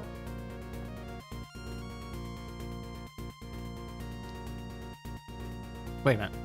How come I don't see it on here? But it did go through. You guys see that, right? Why don't I see it? Oh, there it is. Okay. I'm tripping. I'm tripping balls. How do I... There we go. I would just need to wait for the dollar to crash and then I can afford to leave. Give it time. I wonder if anyone has heard of It's Dangerous to Go Alone. It's Zelda. I have not. Well, wait. I feel like somebody might have just been talking about that the other day. It's dangerous to go alone. ttrpg. It's dangerous to go alone. Take this. Gotta love the Star Bomb Zelda song. It's dangerous to go alone. Tabletop RPG. You need a magic weapon that'll never ever miss. It's dangerous. Now I got it stuck in my head.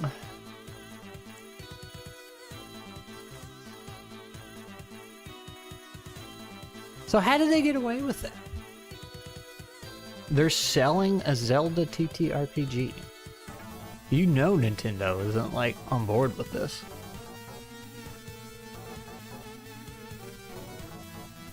Which is why I'm not showing it on the stream right now. And they want $20 for it.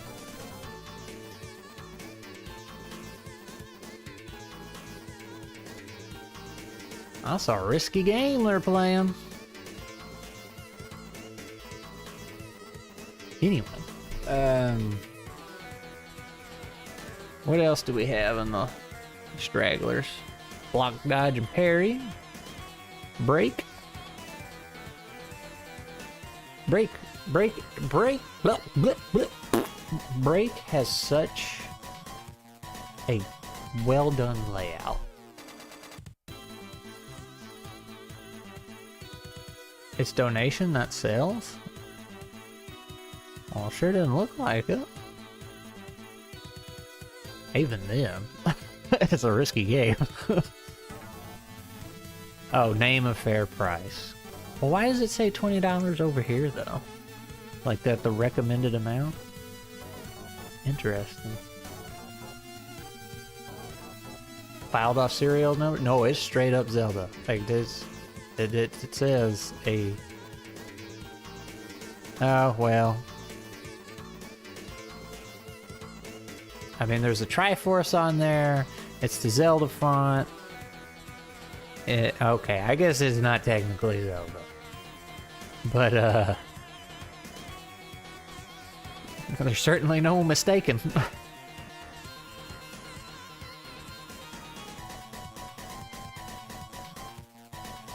Okay. I see how they did it. Okay, so you're right. They filed off the serial numbers. Nintendo can go pound sand, yeah. Let's pop open Break.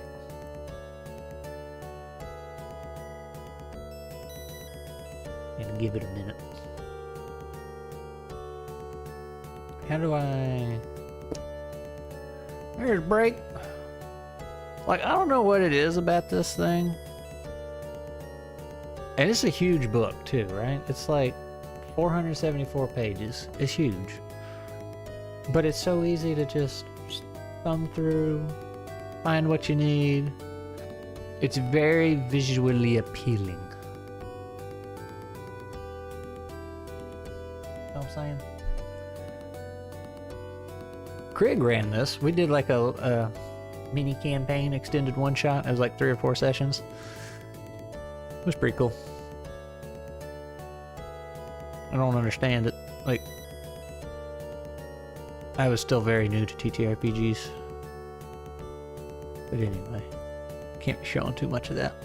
You have to buy that.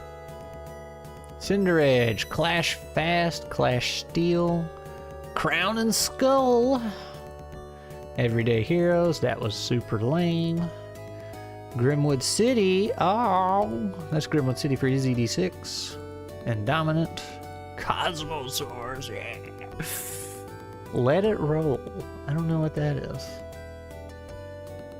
Luck Dice Rules, that's just Scotty's.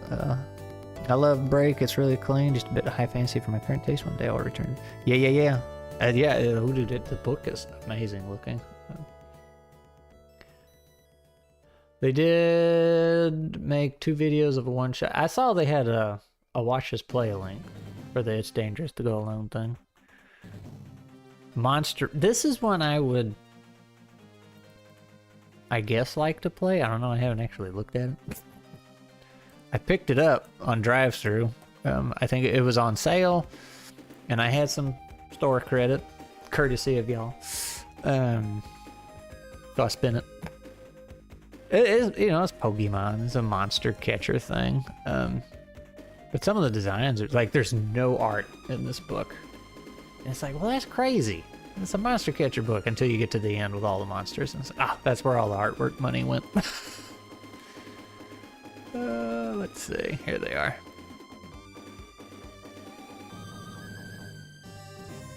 They're pretty cool looking. Where's the peacock? He's super cool. I like how they have the little mechanical ones too. Like the mechanical spider. Don't look, Peter. There's another bug. Oh gosh, there's bugs everywhere. I'm sorry, man. There's a peacock right there. It'll mesmerize you. What's up, Eden? Left Behind? What game is this right now? We're just kind of looking through a bunch of different games, so I don't know if when you popped in, we might have been looking at Armored Battle Frame, we might have been looking at Monster Wrangler. Art is expensive, very much so. Let me rephrase that. Good art is expensive. Though sometimes bad art is expensive too. Low fantasy is best fantasy. So where's the cutoff for low and high fantasy? Where do you...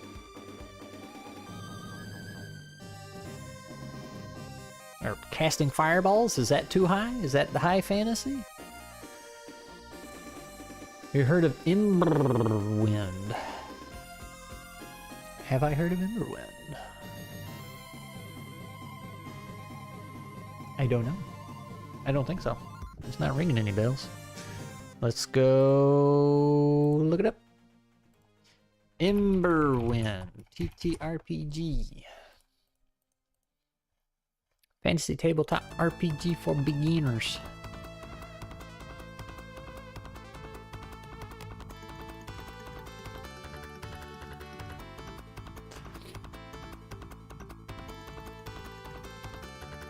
Welcome to the soft launch of the new and improved Emberwind. Please excuse unfinished portions of the website as we continue our work. Our team will be bringing all the blah blah blah blah blah blah blah blah blah blah. Well, you can download a free demo. Why not?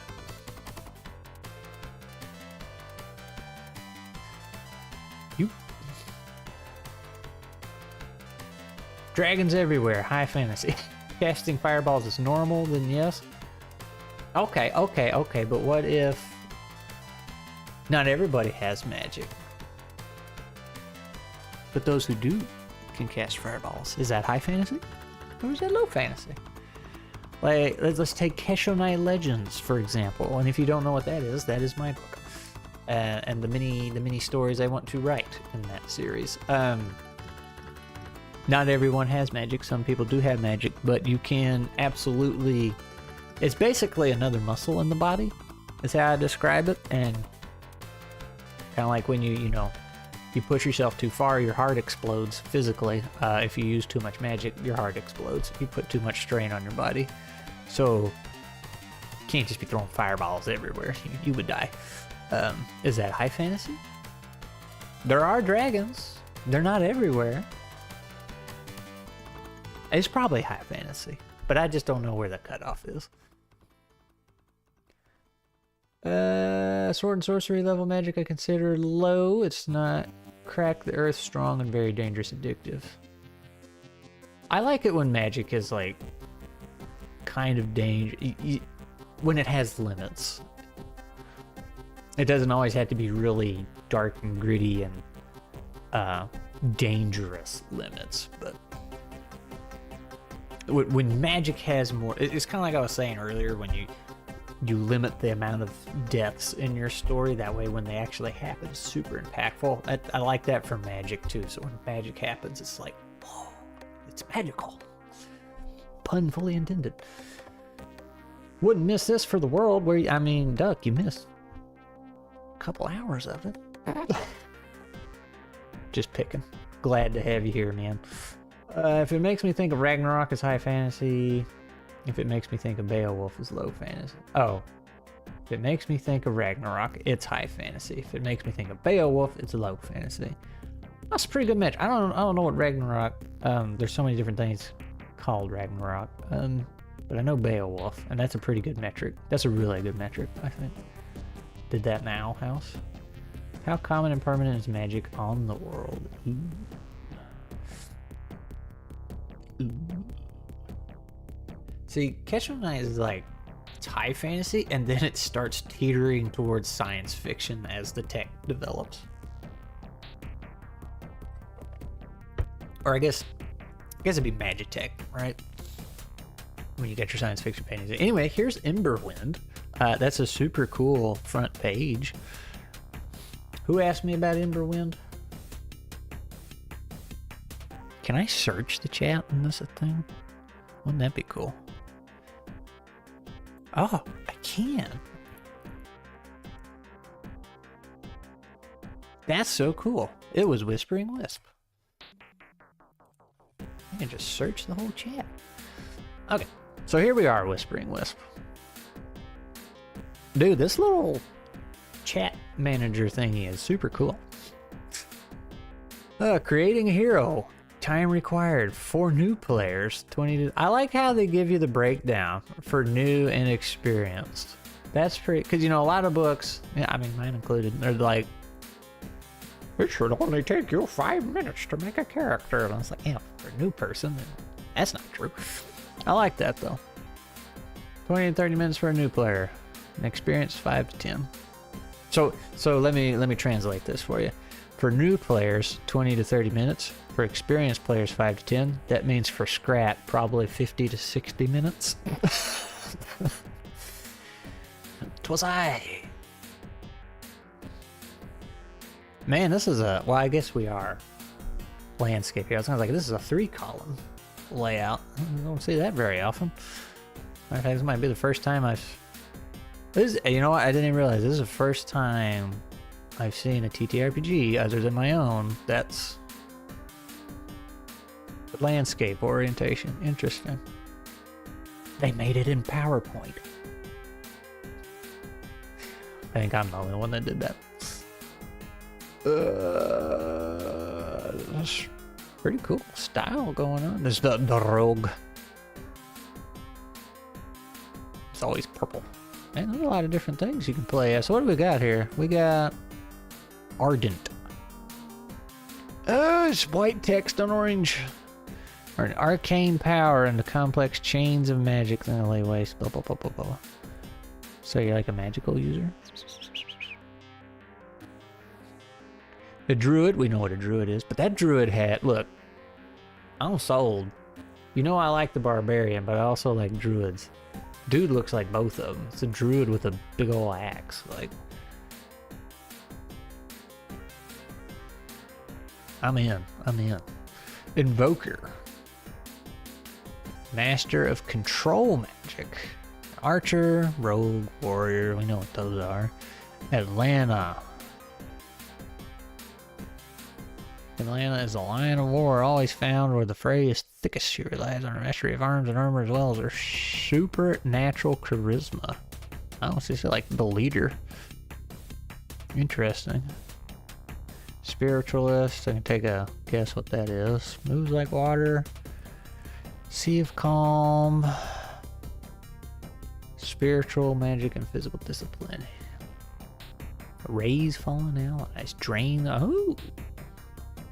And a tactician. Take a guess on what they do. Excuse me. 20 HP, 4 to barrier. This looks kind of complicated, man.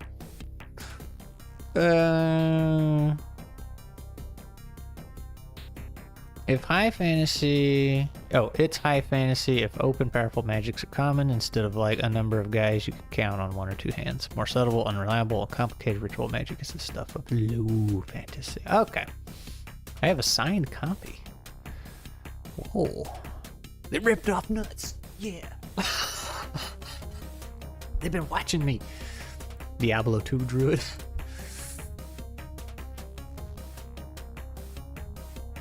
That's a lot of things. 8 tall skills, 1 to all special action limits. 2 to critical, 5 to penetration. Square moves, square shift. Yeah, this is too much going on here, man. Ah, available in the DLC. Also known as the full version.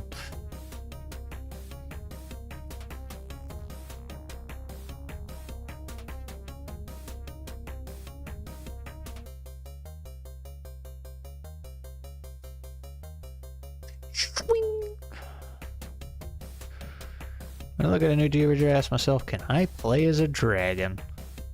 It's a good question.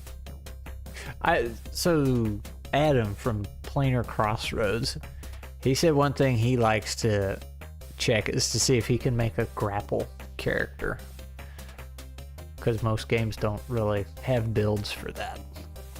Like that's interesting. Just grab somebody. Straight ripping the monster action idea from Remember When. Oh, can I? Ooh, damn, this is 126 pages. I don't have any chapters in here. I'm gonna be honest, like, this is how Nuts looked a long time ago when I was just like grabbing random pictures off the internet and putting them in here. I would just have a column right here for the shell. This is back before they were shells. They were very different than the art thing over here. It's like this does look like it was little PowerPoint. Ah, look, she got the peacock thing going on. That's pretty cool. Granted, I didn't have near this much information. Y'all know how Nuts is. It's very simple. But essentially, like, I am happy to see a wide. But like, if this were a physical book, would you like? Is it spiral bound? You can just flip it, or is it PDF only?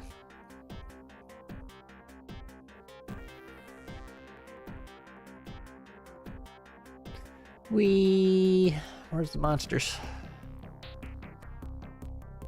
Why is the table of contents almost at the end of the book? My nose is getting stuck. That was the other thing I was talking about, all the things going wrong this morning. Allergies. Those started up because summer is here, but it's 30 degrees outside. Weather just decided to tank.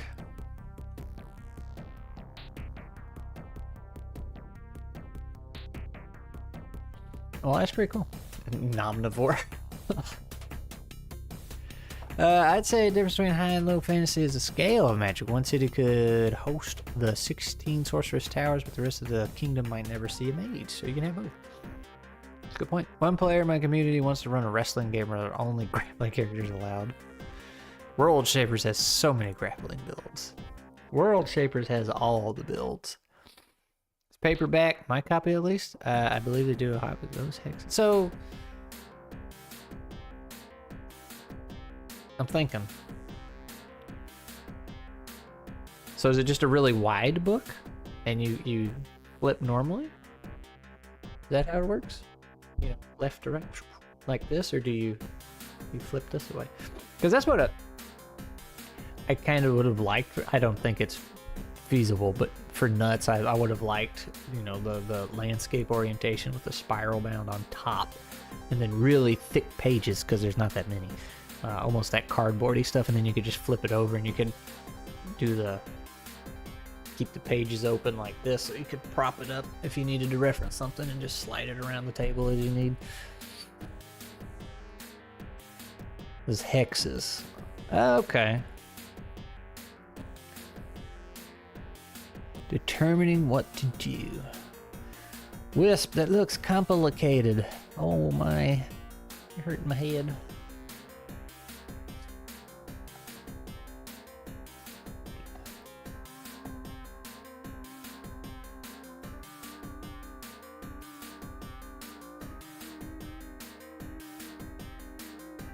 Look at all that. Learning the AI system. Ah. 5 Torches Deep is also a wide book. I don't have that one. Let's see. There's Neon City Overdrive. Open Legend. Hey, I believe the Open Legend guy is here. I just saw him in chat a second ago. Mr. Mustache. Plaguebound. What is this? Savage Tokusatsu. Teenage Mutant Ninja Turtle looking thing. What is this? I mean, it looks cool. Oh, Savage Worlds licensed product. Okay. So we know what that is. Normal flipping. Some kids' books publishers have similar visual. Where? Who? Yeah, that's you, Mustache. I got this game for like 99 cents. It's just called Shit Future. I was like, well, I guess I gotta grab that one. It's a weird one. But it seemed neat. Space Heroes. I don't... Oh man. And then there's the Warriors of Walnut Wood. That game was so bad they had to pull it off the store. I guess they got so much negative feedback. I don't know. It was bad. Like it just didn't work. It was also...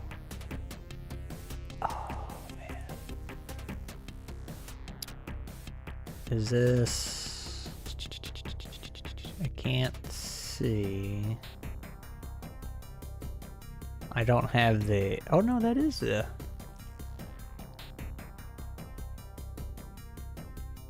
Why is this 42 meg? There's like 10 pages to this thing. Stuttering? Uh-oh. Setting up the hexes to determine how a monster reacts instead of thinking of it every time we pull one. Yeah, that's pretty cool. Adventurous has just a little... It's set up to where the GM doesn't have to think as far as their moves and stuff, and it's pretty cool. It's very just D6. So yeah, this is it. I can draw on this. We're gonna... It's a good color here. That's this one, Twice Dead. So we're gonna have a quick look at the title, the front page here, and I'm just gonna circle something here, and then I'm just gonna circle something else here. Yeah.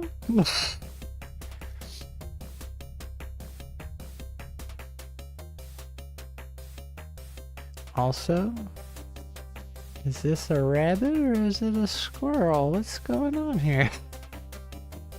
Buffering again. Dad nabbit. Yeah. Not receiving enough video to maintain smooth streaming. Oh no. Oh. Well. Blame YouTube. So, I know this track. That's Donkey Kong. I thought we were playing Sega games. Oh, we moved on to a new thing. I thought I had it set on loop. All right. Let's go back to this one. Okay.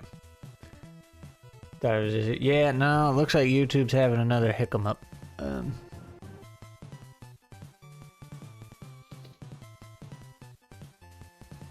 We give it a couple seconds, I guess, but...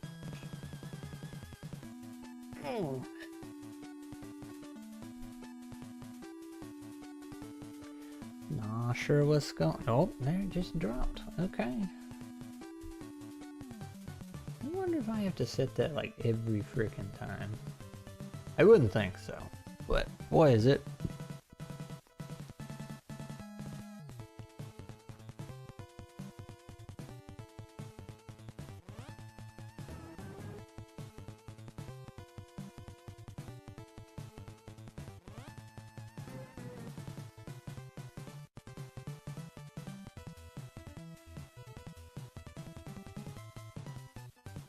I'm just watching it right now to see my bit rate or whatever. Let's see if it's gonna mellow out.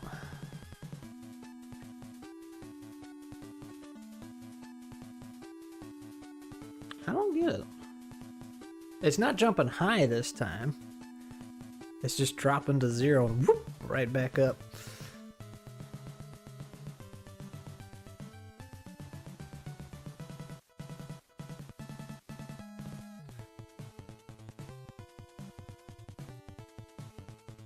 Figure yourself out, man.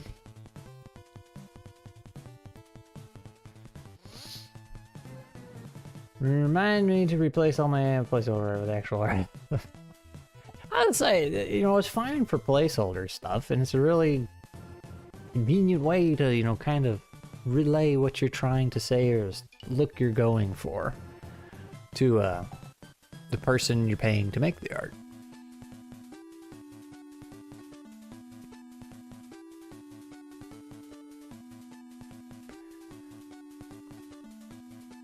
Alright, and it's still just...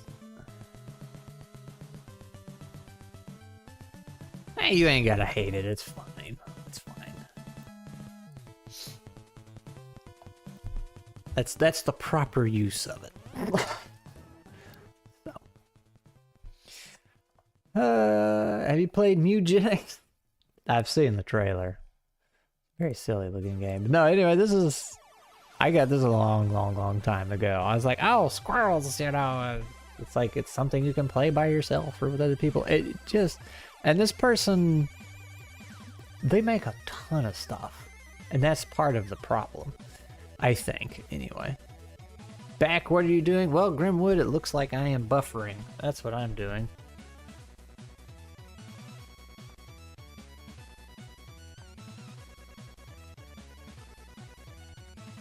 My bitrate keeps just 0 and then right back to where it was. Like, it just drops to 0 for half a second.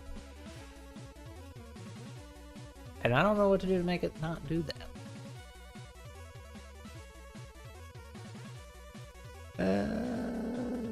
I forgot how I got to that one thing. Not that I can do this mid-flight, because it would... Well, actually I could, because it would... Alright, let's see if I can... check this out real quick.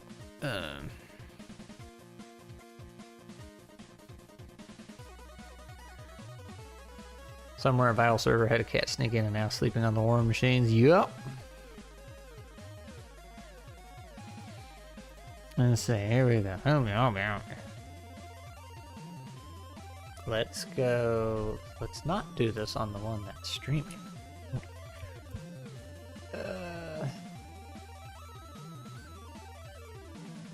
Can't even reach the router.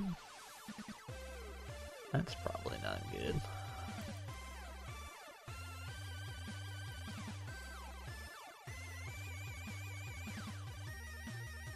It'll soon stabilize.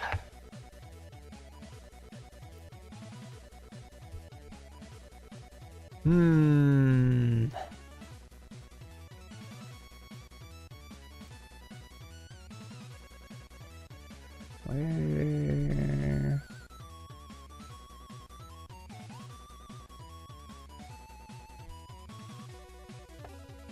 So if we go to Tim dot there.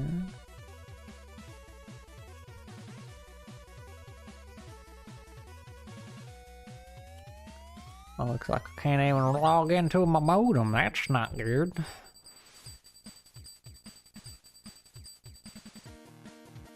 Ah. Is this what I'm doing wrong?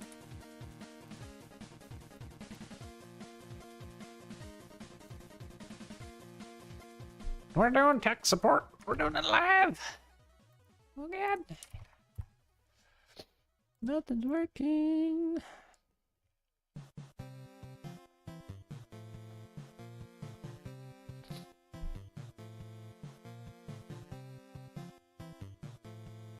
I should have made better notes.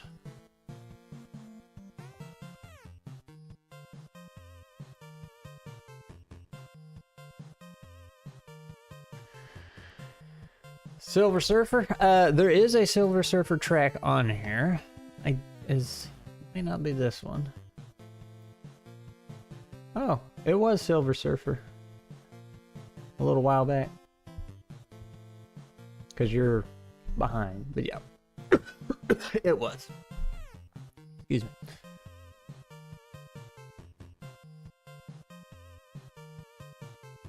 Scratch telling 1 in a million legendary story. Well, I've been hanging on to the story before we got into it, because yeah, it's still muffing up. Maybe this is where we end the stream today.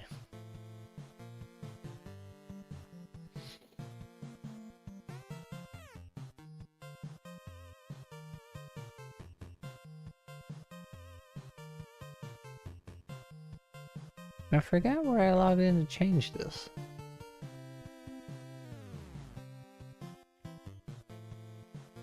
Why can't I?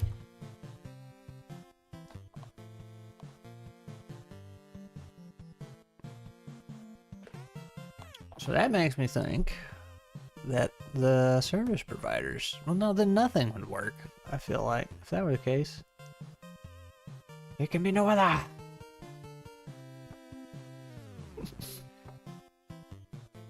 Well, I mean, if it's just gonna keep fucking up like this, there's not much I can say or do. So I don't seem to have much control over my own internet that I pay for. It's 30 years. I never played Silver Surfer. That was a game I missed out on, but boy, does it has good tunes. Jaws of the Six Serpents is a PDQ system you could always check out. It's mechanically on the lighter side. Alright, let me put something cooler on the screen.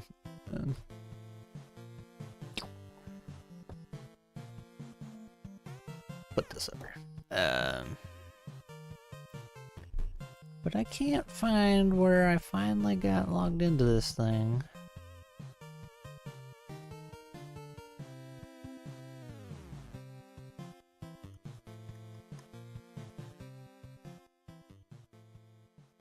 Yeah. Interesting, interesting.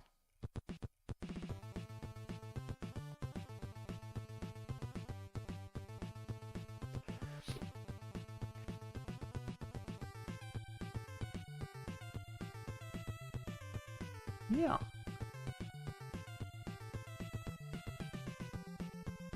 That understand. That's not working. I can't get into my own modem. That's interesting. Alright. Frontman. What's happening? Surely it doesn't keep you out. Looks like you're actively streaming. That seems very silly. Well,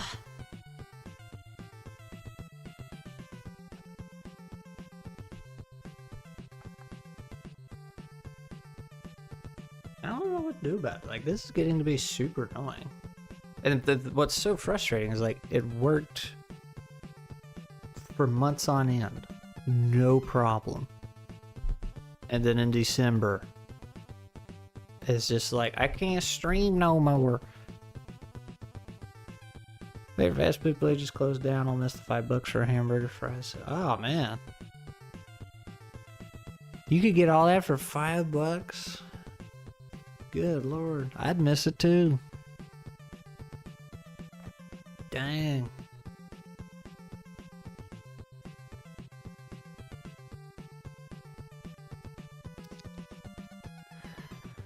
Man, what makes it do this?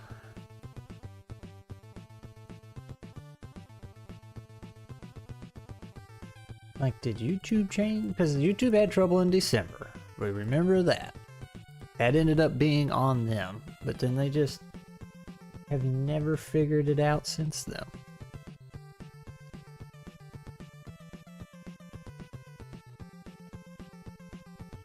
I don't get it.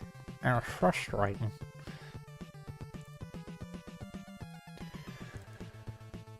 Well,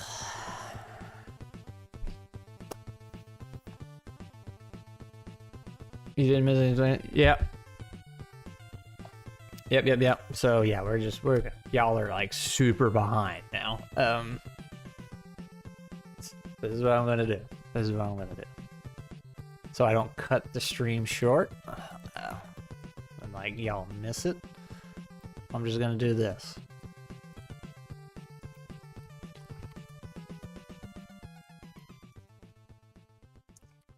Having to stop the stream.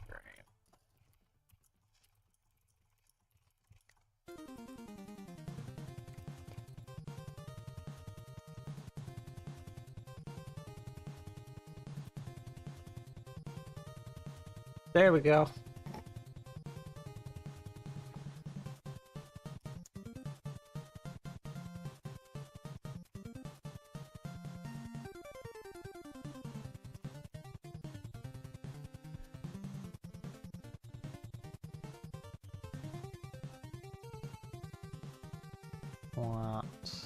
Trying to get it. I'll leave the music going.